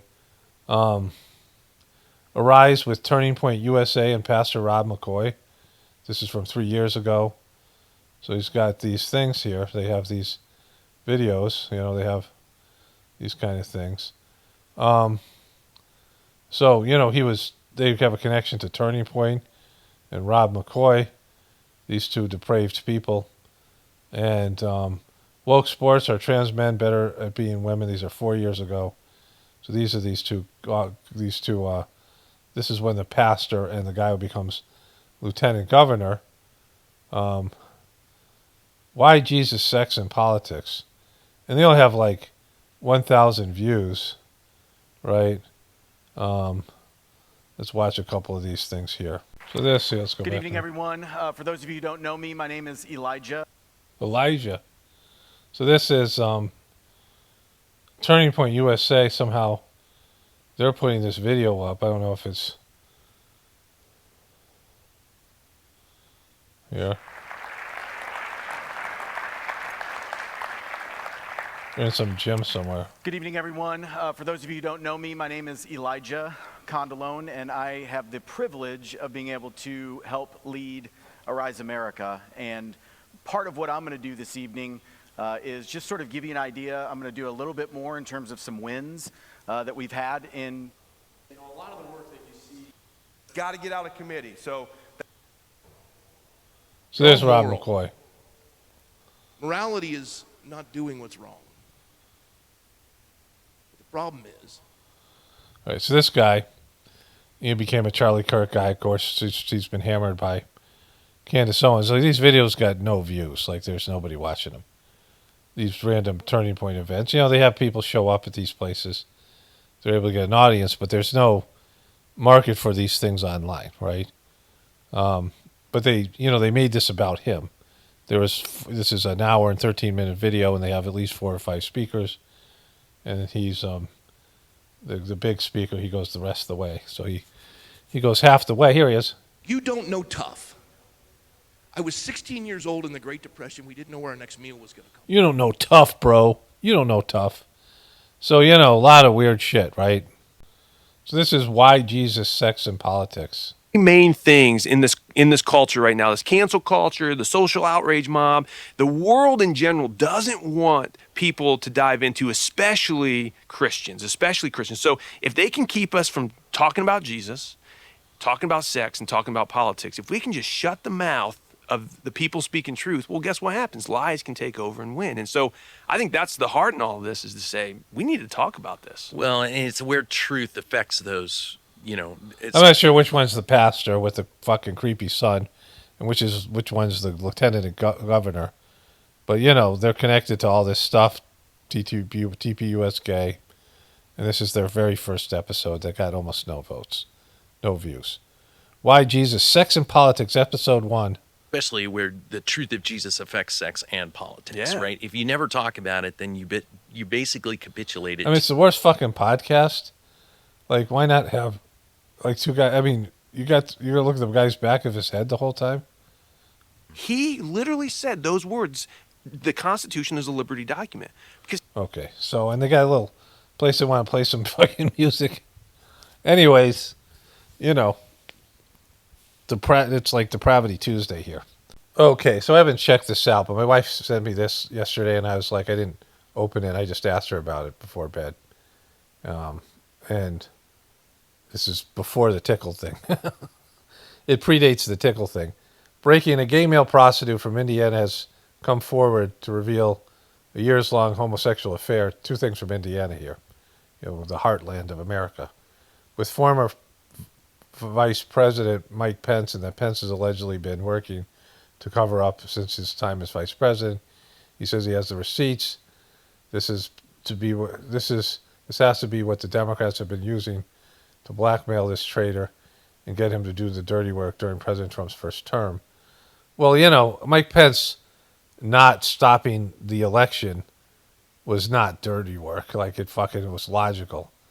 And they didn't get along anyway. They were, PSA to Pence: transportation of prostitution across state lines with the purpose of engaging in sexual activity is a federal crime, even if that prostitute is a man.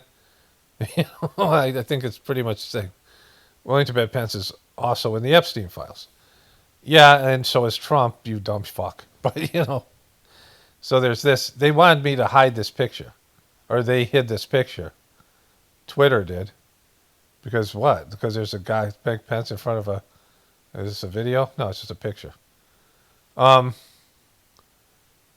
So there's that, right? And, I always joke about how it's always funny when Republicans who are anti-gay turn out to be gay. Like, it's always funny. And that's why TPUS gay is, great for it is. But just think about all the depravity, just fucking whatever. I mean, I got a big dose of it, and now you have. You're welcome. Just people do fucking horrible, like, not just horrible, just weird, twisted shit. Like, they get into weird, twisted fucking shit. And people who are rich and successful, it magnifies their weird fetishes and the weird fucking shit that they do. A lot of shit, like, happens in these religious organizations, which is, par for the course in politics and the rest of it. We all know about Hollywood, the modeling industry. And it's just, all these people are in some way or another twisted into, again, I mean, there's a certain kind of deviance that goes with being a Republican and going to gay male prostitutes. Like, it's one thing if he had a love affair with a gay man, or, he's gay and he whatever, and it was like a consensual relationship. But prostitutes are always, prostitution's, a horrible industry. It's human trafficking. Okay, so I searched Gemini and then somewhere else, and there's no stories out there other than one on Facebook and one on Twitter that a male prostitute has come forward for Mike Pence. So I don't even know why somebody would post that. I mean, other than to distract away from Trump's fucking Epstein connections. And also on Twitter yesterday, Alex Jones was recommended to me. And it was about Epstein files.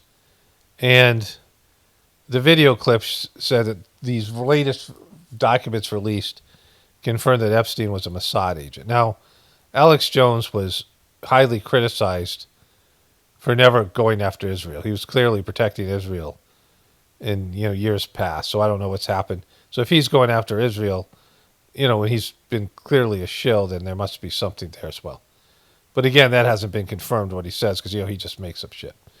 But either way, whatever. Mike Pence has always seemed a little bit, batting for the other team or whatever they say. So here's this.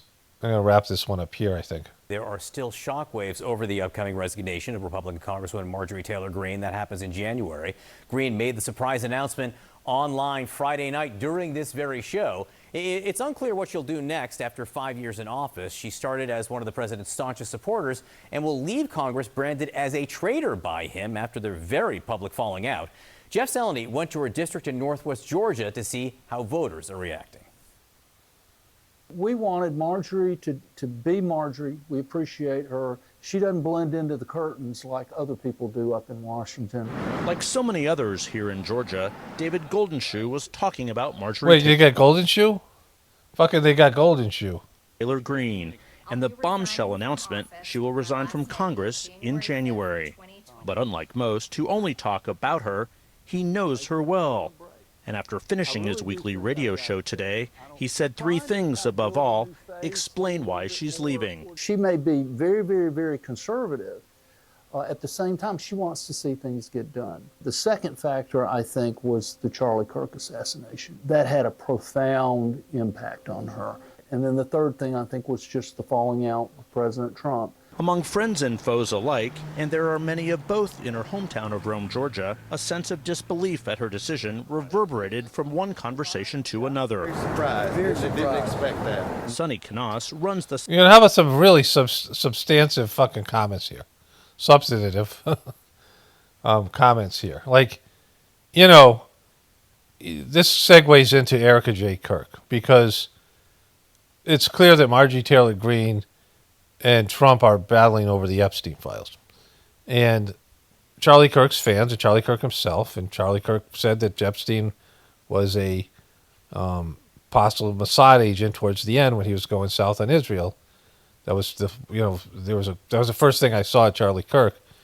And, you know, I knew he was a piece of shit, but like at least he wasn't, what he was saying then I agreed with, right? Like pretty much everyone knows that he was a Mossad agent, which means that, or he was he was an asset for Mossad. That Mossad was sponsoring a guy to use young women, to human traffic young American women to blackmail American politicians and powerful people. And that's fucked.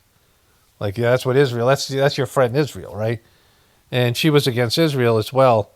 And, you know, Megyn Kelly and Erika Kirk stepping around this, and, you know, and Megyn Kelly actually talking about with other TPUSK workers there about how it's dividing the Republican Party.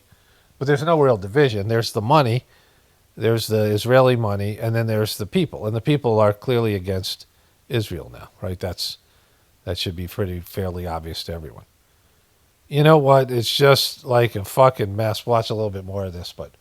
Sunflower Community Bakery, and had started to reconsider her view of Greene after she stood her ground against President Trump over the release of the Epstein files. I disagreed with a lot of the stuff she did early on in Congress. I applaud her for breaking away from the pack because that's a really hard thing to do in politics. There's just a handful of people that are brave enough to do that, so I've got to hand her that.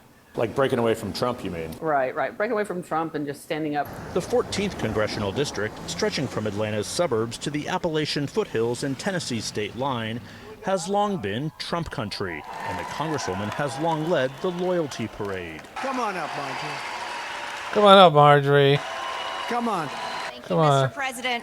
All that a distant memory after she criticized the president and he turned on her. Marjorie Trader Greene. The remarkable feud that ultimately led to a resignation video on Friday night I refuse to be a battered wife, hoping it all goes away and gets better. was still fresh on the minds of many people here today, including these two Greene supporters out for a morning walk. How was she as a congresswoman from the district? Well, I think she represented the people, what they felt.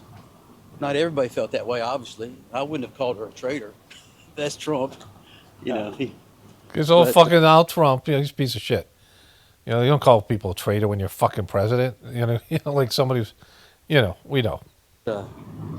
he hits back if you hit him. With 42 days now Yeah, left. she did not hit him. She was trying to step around his, you know, she wouldn't do what he wanted.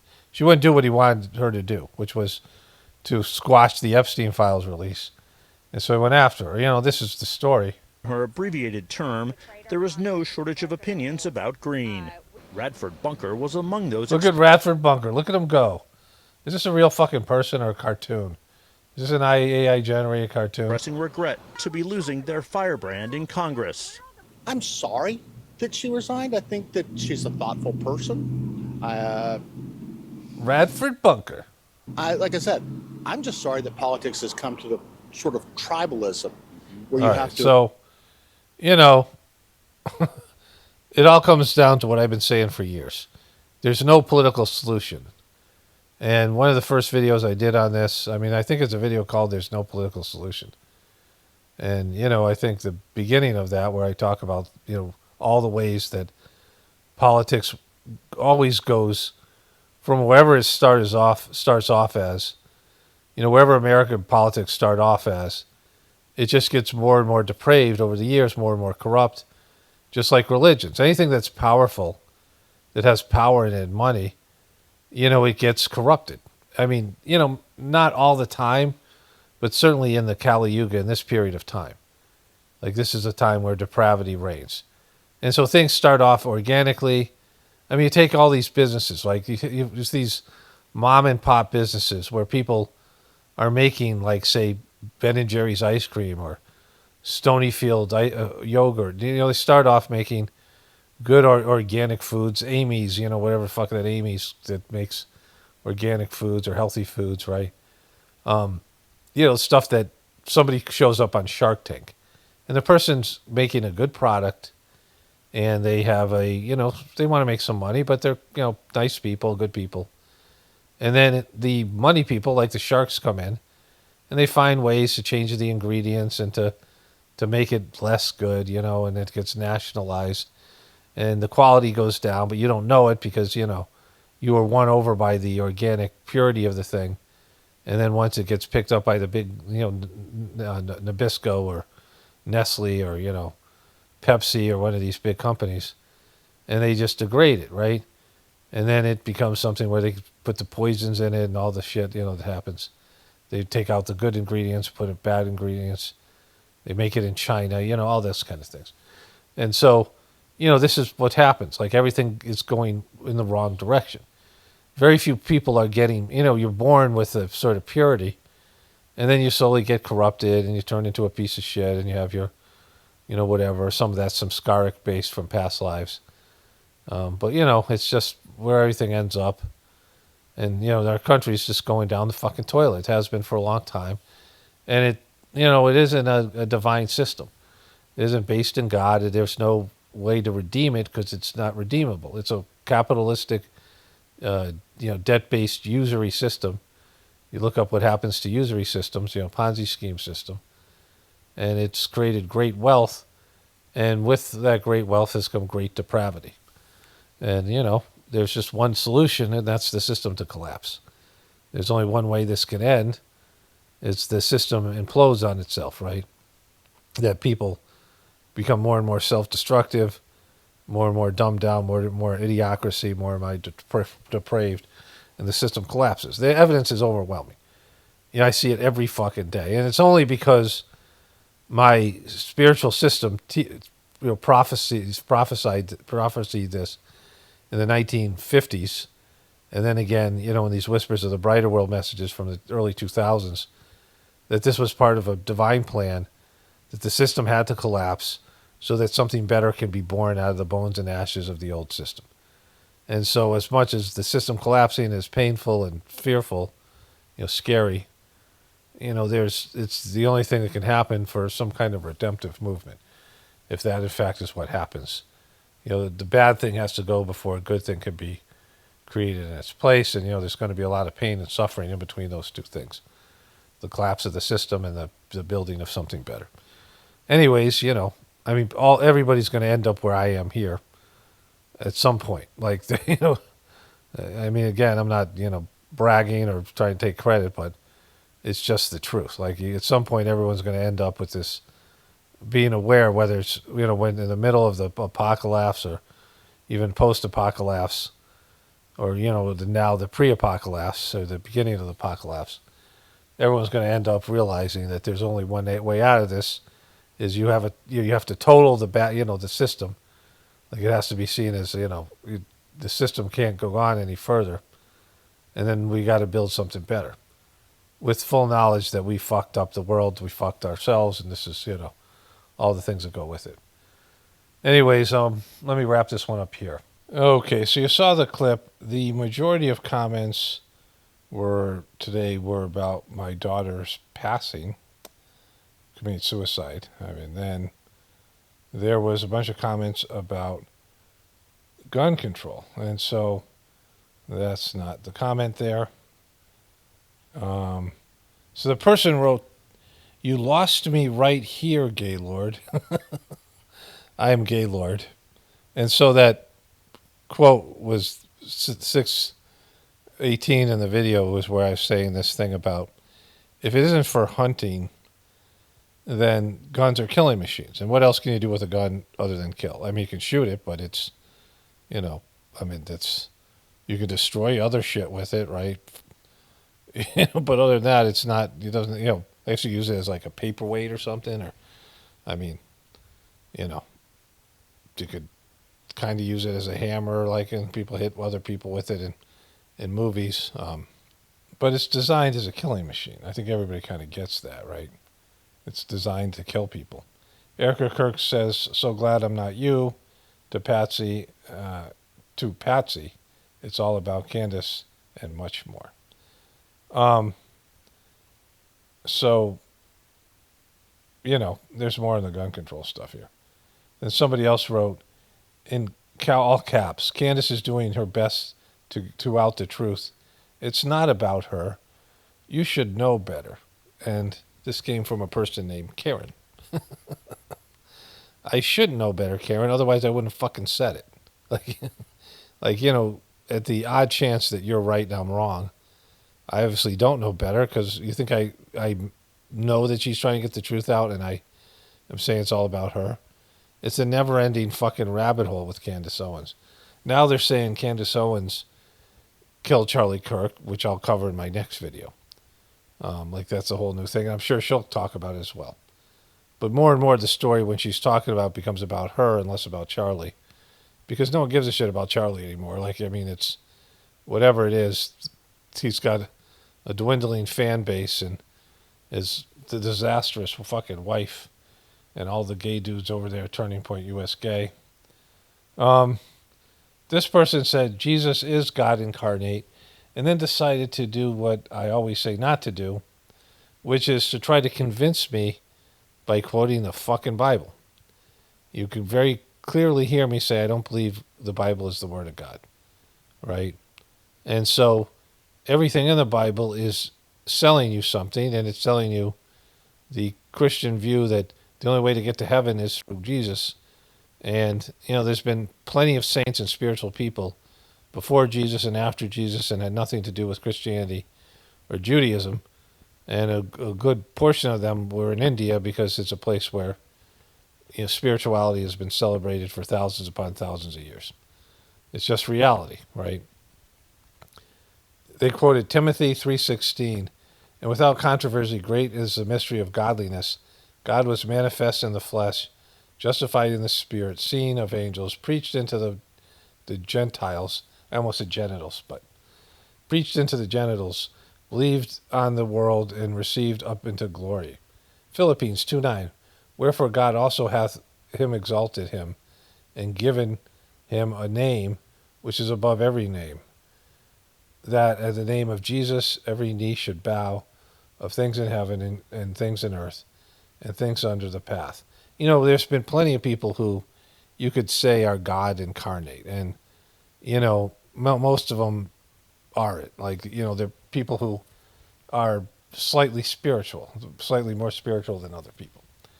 That's not knocking him. Jesus was a cut above. Jesus was better than the average person to whatever he accomplished or didn't accomplish, but he still had farther to go. He still made a lot of mistakes, and there's still egoism existing in him. Then this person wrote, this is the same person that she said I should know better. "Sorry about your daughter, but it's not guns. It's the folks who misuse them. So this person named Karen first told me in caps letters, Candace is doing her best to out the truth. It's about her. It's not about her. You should know better. And then, sorry about your daughter, but it's not about guns. It's the folks who misuse them. I don't know if there's any more gun things here, but I might as well say this here. People don't understand what I'm saying. And just like with abortion, guns exist. But people are not mature enough to use them. When I was in Virginia, there was like local media news stations, and the nearby biggest town was Roanoke, Virginia, and they had local news there. And I don't know how I watched it. Maybe I was sick or something. I was watching local news at like 5. So whatever reason, like we didn't have a TV for years, so I don't even know. But whatever the circumstance were, I think I had this time when I was really sick and I couldn't leave. I couldn't get out of bed, so that probably was it. And what happened was there was a crime spree, and some guy like broke out of jail, and he was breaking into houses, and everyone was like being warned on the news that this guy was out on the loose, going on a crime spree. And there's a 12-year-old kid and his 14 or 15-year-old daughter were left home alone. And the 12-year-old kid and the daughter got scared that the guy was going to break into their house. And so the 12-year-old son got his dad's shotgun out of the closet because that's where shotguns belong, not in a safe, and ended up shooting his sister. And the dad was interviewed, and he said, I just wanted my son to know it's nobody's fault. And I'm like, it's your fucking fault. You left an unsecured, loaded firearm, and you left 2 kids at home. Like, it's fucking your fault. Like it's fucking your fault. It's not nobody's fault. I mean, it's a little bit your son's fault, a little bit your daughter's fault, and mostly your fucking fault, because that's just not what you do. You've brought this killing machine into your house. There's another example of this. When I was working in treatment centers, I was working at an outpatient clinic, and there was some kind of a school or daycare that was associated with the outpatient clinic, that people would come in. This was a poor area. And there was a foster home, and they had a Rottweiler, which is another, like a weapon of death, right? And they had a 5-year-old kid that was in the foster home that, the foster parents took him in. And he went back outside in the backyard, and the Rottweiler ate his face and killed him. And I forget, some of the details are, people put a monster in their home or get a killing machine, and half the time it ends up hurting one of them, right? Because people aren't fucking smart, and they don't, most people aren't mature enough to handle something like that, right? Handle firearms safely, or handle, a big giant Rottweiler. One of my former roommates lost his shit. And before I knew about Mossad in Israel, he looked like an Irish guy, but he was part Jewish. And he went to Israel to train with Mossad. He was kind of overweight. And he got a bunch of guns. And then somebody was giving away a Rottweiler. It was my roommate. And he got this fucking dog. And the thing was like, it smelled, and it growled at all of us. It was like living in a basement. They had neglected it. I was like, you got to get rid of this thing. He ended up dating a dog groomer who found that the thing had tip dysplasia, and they put it down. But, it was like it was going to kill somebody. It was not trained. It was not friendly to people. He wanted it because it was intimidating, and he was hoping he could train it. I'm like, why don't you get a puppy and like fucking train, fucking. But anyways, people bring these monsters into their houses. And they end up hurting them because, there's always threats from outside. In a post-apocalyptic situation, you're probably going to need guns. Like, I'm not against them entirely, but you got to know what it is. It's a killing machine, and they're not supposed to be glorified. Somebody told me that this guy, Sean Ryan and Tucker Carlson, were shooting guns, and I went and found the video, and I'll probably include that in my next thing for tomorrow. But anyways, you got to be realistic about what things are. They're killing machines, right? And, you might have to have them. You might not have to have them. It's based in what's going to happen in your life. And, and if you're in a situation where, you're going to need assault weapons, life is going to pretty much suck. Like if you're carrying your AR-15 around with you or your shotgun around with you because you're worried about people coming and, invade you, whatever's happened, like there's this lawlessness, then life's not going to be great then, right? Your life is going to be a lot different than it is now.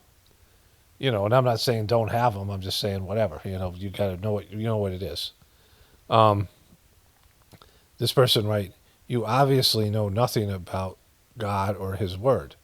Well, I know plenty about it. Like you don't know anything about it because you would have questioned the obsession with foreskins and circumcision in the Bible. Why was God's obsession with it, right? Like the book sucks. I mean, it's not that there isn't good things in it. It's just that it's just been manipulated, and the Old Testament is a disaster. Yeah, I've just said it over and over again. It's my God-given right to defend myself, and like you said, there's mentally ill people out there. Guns, even the playing field, so to speak. Cars kill more people than guns do, and nobody tries to get rid of cars. There are people out there that definitely should be driving, but they are. Yeah, I said the same thing. Like, there's people who shouldn't be driving, and there's people who shouldn't have guns. And I'm not saying, it's like whatever it is. There's just a gun worship in America. If America didn't have guns, it would probably be like Europe or Australia, where they grab the guns. And so there's that. I mean, guns are, have kind of kept Americans' rights going. Like there's a little bit more threat there. A mob-like threat. Somebody wrote, "Who's Eric Kirk?" because I said Eric Kirk instead of Erica, which I was like kind of bummed at because I don't know how that happened. There are a couple people who are talking about they're losing their children, so I'll get to those last. I don't want my ego to hijack my soul and life's purpose and turn me into a demon. Well, I'm not sure. And then somebody wrote underneath there, they then don't allow that to happen. It couldn't possibly happen. I hope you. It couldn't possibly happen. I hope you know, because you cannot turn the soul and drag it into the dirt. It's impossible to drag God into the dirt. Well, it's kind of true what that person said. The soul is always going to be the soul, and it can't be made demonic. It's a little bit hard to say about these things because there are souls that are they're disembodied souls that are not right, that are somehow compromised by demonic action. Like, I don't know specifically so much about that. But if you don't want it to happen, I've just had a big interference with the microphone, so I don't know if there's other parts. It's kind of cloudy outside, so I don't know if there's electromagnetic stuff. Anyways, if you don't want it to happen, then you just need to find a way to connect to your soul. Like, it takes effort. Like, anybody can prevent that if they want to. Mr. Romano, how do you manage to upload frequently? ? I digress. The Charlie Kirk's affair has run its course from what I can see. No shade on you, though. Just do what you do. Well, and then some other people, I think, wrote some comments about it. They're kind of not digging the Charlie Kirk thing. It hasn't run its course because there is been 20, 30, whatever so if you think about 2001 is when the big event happened. And there's been a truth community, and within the truth community, there has been some understanding by people that Israel and these Zionists play a part in what we call the controllers. Like, there's various powerful groups. People blame the Jesuits and the Freemasons, right, in these various groups. And at the very least, we know Israel has taken hold of American politics and American media, which, was admitted to by Benjamin Netanyahu when he said, we need Jewish billionaires to buy TikTok and then censor American people. So that's privately owned people who are working on behest of Israel and Zionism, who would grab a private company and then suppress Americans' ability to express themselves on that company, and and that platform. And so they're admitting to it, and this is a big deal. And now this battle is it's raging in America amongst the youth. The youth have been turned, and how this plays out is important. And so the Charlie Kirk thing is not resolved. The kid hasn't been sentenced yet, and there, in terms of TPUS gay, it's still a little bit interesting watching the thing implode. But either way, it's an ongoing story, right? Just like Trump is an ongoing story, and the Jeffrey Epstein file is an ongoing story. You're not going to get any resolution to any of these things. The only real story here is divinity within you, and that's, I cover that with everything that I do. I'm not sure which one. Oh, this is the thing I want to cover last. So some person wrote me this. There's 2 comments about the daughter thing. A lot of people wrote, sorry for your loss. And I'm like, it's 2 years ago. It's amazing what people there'll be 1 or 2 things that will stick out in a video to people. Because I've mentioned my daughter in multiple videos, and this one, I don't know if it's a lot of new people or what happened. After you mentioned what happened to your daughter, I wanted to share my son's story. My sweet son, who decided to try some mushrooms and other stuff, hallucinated while gaming.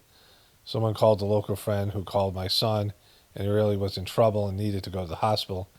Instead of immediately calling 911, they drive over and did call police to meet them there, but it was too late. He shot himself in the head. He was on life support till I had to let him go. Please pray for me. He's 24, very responsible. I'm reading this mostly because the person wanted prayers and, very responsible and worked. I left town to visit my daughter when this tragedy happened. He never done anything like this before. So out of character, he loved hiking, fishing, gaming, and was rebuilding a 1970 Camaro. He had lots of friends. He did have guns that he would hunt with and take to shooting range. Also enjoyed chess and recently got to archery. There's no sign that this would happen.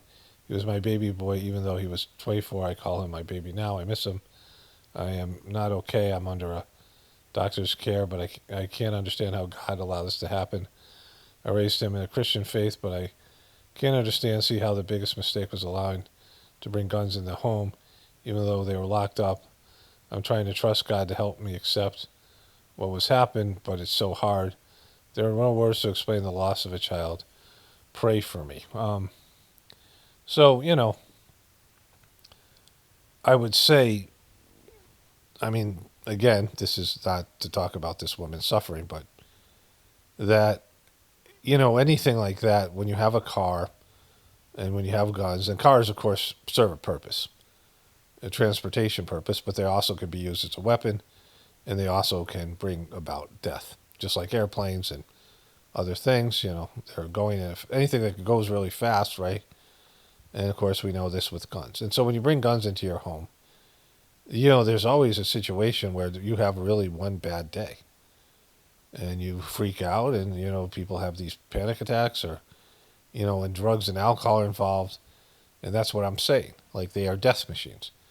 So what happened with my daughter, I knew for years, like, my ex had been suicidal. She was her story was she was sexually abused by her dad, and she was physically abused by her mom, and emotionally abused by her mom.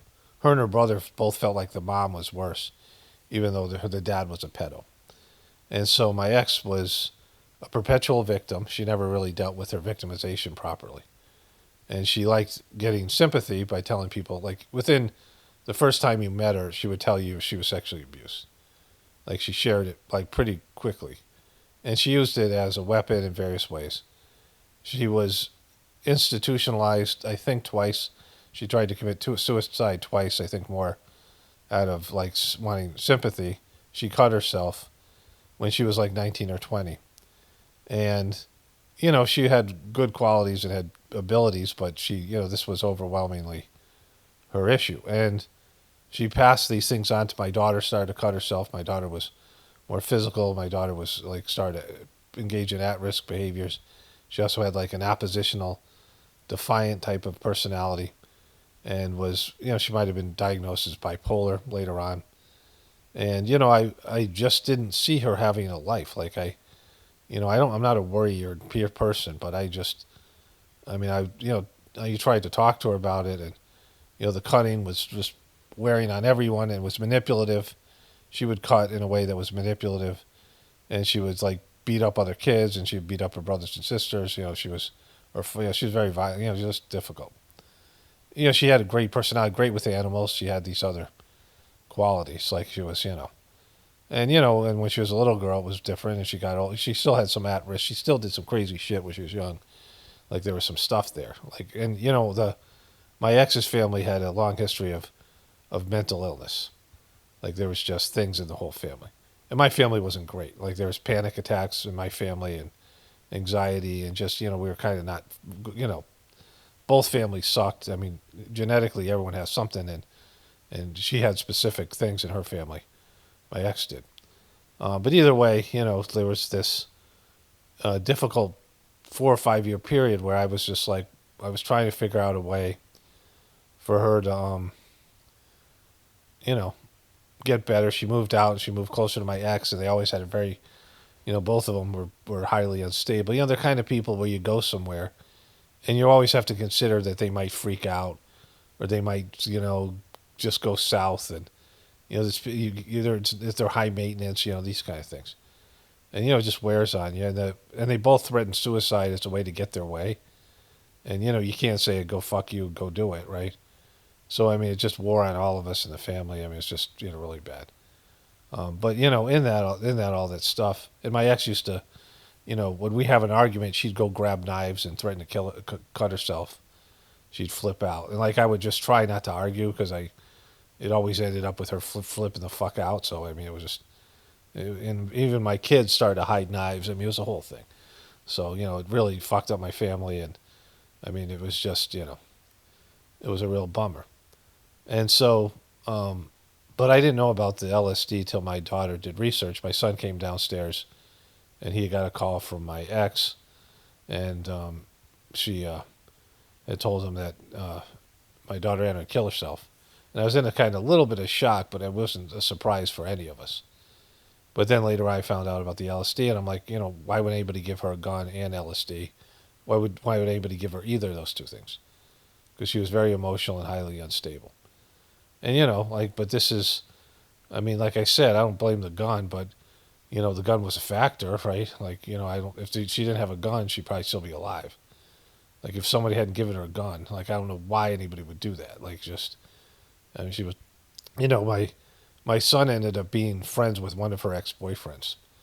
And my son, visited him. They went bike riding, I don't know. They connected over this thing. And, they knew each other for a number of years, 4 or 5 years. And he went to visit the guy, and the guy was saying that he was teaching Anna about cars. This guy knew a lot about cars. And he, and after that, and the guy wasn't implying Anna did anything, but my son was like, and me and him were like, she totally probably did this, that he was driving and his brake line was cut. It was like severed. And, my son was like, I bet Anna did. And he's like, what? The guy's like, and like he didn't, and both my son and I believe that she'd do shit like that. Like, she was somebody who was vindictive and whatever. So, there's all that kind of stuff. And it was a real, like, drain, like the whole thing. It was a real bummer. But, like I said, these things are weapons of, they're built to kill people. And so this person wrote, just when I thought I had no more tears, Paul, your brief story of your daughter evoked a tear a minute ago. So sorry, I felt your pain. Decades ago, I have natural empathy today. I do. My daughter died 9 years ago. Drug-related with the usual circumstances, bipolar, goes back generations in my lineage, and a confluence of incidents. Like I said, same thing about what I said. You can't fight certain genetic traits and also whatever circumstances are there. And some people just have these tendencies. And my daughter was really impulsive, and, there was a time we had this thing that we called the kids called it our broken down barn. And you can see it in some of, I'm not going to show you a picture of it now because I just don't want to bother with it, but I've showed it before. We had a pasture, and we used to keep the hay up in the broken down barn, and there's a long metal cable on two rotted beams that were, I don't know how this barn was stood up. It was totally dangerous. And my kids used to play in it, which I wasn't psyched about. And one time I went there, and my ex and I had an argument, and she flipped out. And it was like a 3-day argument. Like the things went on forever. They just life sucking. And I went out there, and my son was with me, my youngest son, and she was sitting there, like she was always very. She had thyroid issues, and that was part of the thing too. And she was sitting there half naked, and it was like November. It was this time of year, and it must have been about 40 degrees out and cold. And she was very sensitive to cold, like she was, and heat. She was like, when her thermometer, I don't know if it was a high thyroid or something. But she's out there rocking back and forth, and we had this sort of dull knife that she always took, and she had it pressed against her heart, and she was rocking back and forth like she was possessed by a fucking demon. Anna did something similar to that, and I had to get her back into the house, and even though it was like 100%, almost all her fault, the argument, I was just over the whole thing, like I just hated her. And I was just like, I had to say I was sorry, which sucked. Like, I didn't want to do it, but like, I had no choice. And, and some of it was performative. Like, I can't say how much was real, how much was performative. But one time, Anna just went up on the barn's roof. And it was an old tin barn, and the roof was rotting. And I'm like, you can't fucking go. She just had no sense of, like, almost like a death wish. Like, she was, even as a little girl, like, you couldn't push her high enough on the swing. Like, no matter how high you would push her, she would yell higher. She was like one of those kind of thrill seeker people. And so, but like I said, she was really good with animals. She could catch any animal on the farm if we needed to catch one. Like, she never didn't get one. Like, she was, she had, a lot of different things that were kind of cool. She's a good storyteller. But, there was just some part of her that wasn't going to be a fully functioning person. And, I'd have to suffer through all these kind of things. And it just... I benefited from it, at least on some level. It softened me as a person and, made me more, maybe more compassionate. It made me choose my language better, I wouldn't be as blunt or whatever, different things I had when I was younger. And things were cleaned out of my internal system. Like, it helped me this circumstance that I went through was horrible. It was fucking, there's good things there, but the good things, when you have really bad things, you have really intense, crazy, dramatic, a lot of drama. People who just bring unnecessary drama.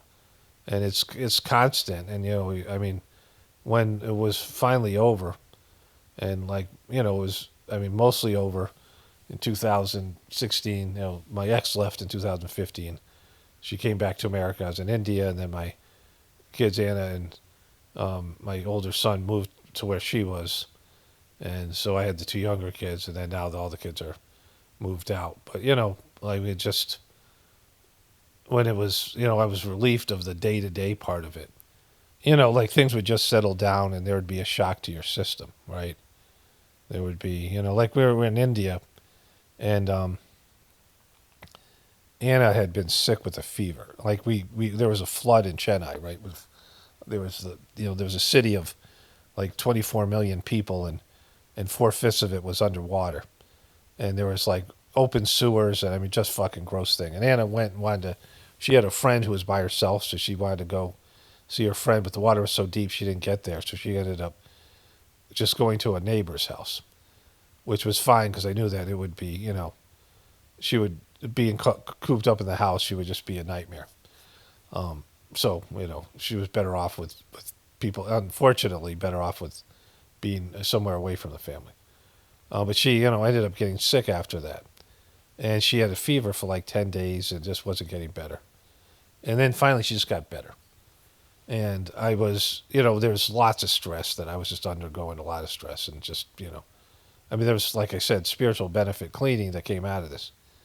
And I finally was relaxed, and we just had group meditation, and I was, just feeling like, oh my God, I just feel like I had completed a video, and I was going to take the rest of the day off, and it's a nice day out, it wasn't too hot, India's a hot place, and I just kind of was breathing a sigh of relief, and I hear a knock on the door, and my son had a friend who was French. Apparently now he's some French rapper, like this is, they were like 11, 12 years old back then, but now he's, 20-something. And I saw his mom, and she's like, yeah, he's rapping now.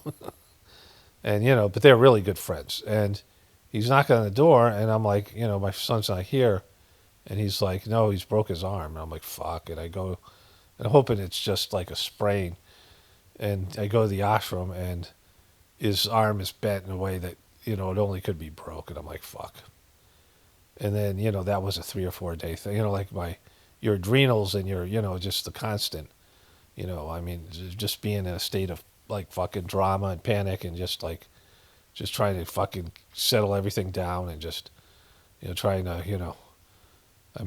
just get through these things. And it was a fucking nightmare. And so, there's that. Well, just to speak to that, like I benefited spiritually, and I can't even describe how much. And it was the cleaning part of the Sagemark system, right? Like, everything that you go through is considered a cleaning. And it burns away some scars, and if you do it the right way, and, I don't know how people would do it outside the system, but somebody wrote this, so that this goes hand in hand with that. So a person wrote this, does cleaning require a facilitator or a person learn self-cleaning? Are there legitimate books on this? So everything you need to know about this is in the Gratefulness Meditation playlist. I talk about the practice. There is a half-hour cleaning you do at night for your, like if you're going through whatever your days. This is to get rid of your daily impressions. Anything that leaves an impression on you, you clean. And it helps you sleep better at night, and you do it a half hour before going to bed. And the process is talked about in the Gratefulness Meditation. It's free. And then there are sittings. Did a sitting today. I do one every Tuesday. There are 3 individual sittings that you can do to be introduced to the system, which involve cleaning. And then there's group meditation that everybody does that does the sit, or they can. I don't know. I might be the only one. But, there's no video, or there's no, people just do it when they wake up. It's, no more than an hour. It should be 45 minutes to an hour, but people can do whatever. And all the practice is there. Like it's described on the Gratefulness Meditation channel. And then there are books you can get to talk about some scars and cleaning. The mission literature, some of them are available on like a PDF. And some of them you can get on eBay and things like that. The ones that, they come and they go. And so, all that stuff I talk about in the videos, the playlist. And so people who are interested in that can, it's all there, it's free, and people can do it. Anyway, so let me wrap this one up here. Only spirituality will save this world. It's paramount, definitely point for the apocalypse and the ascension. Everyone have a blessed day and be grateful.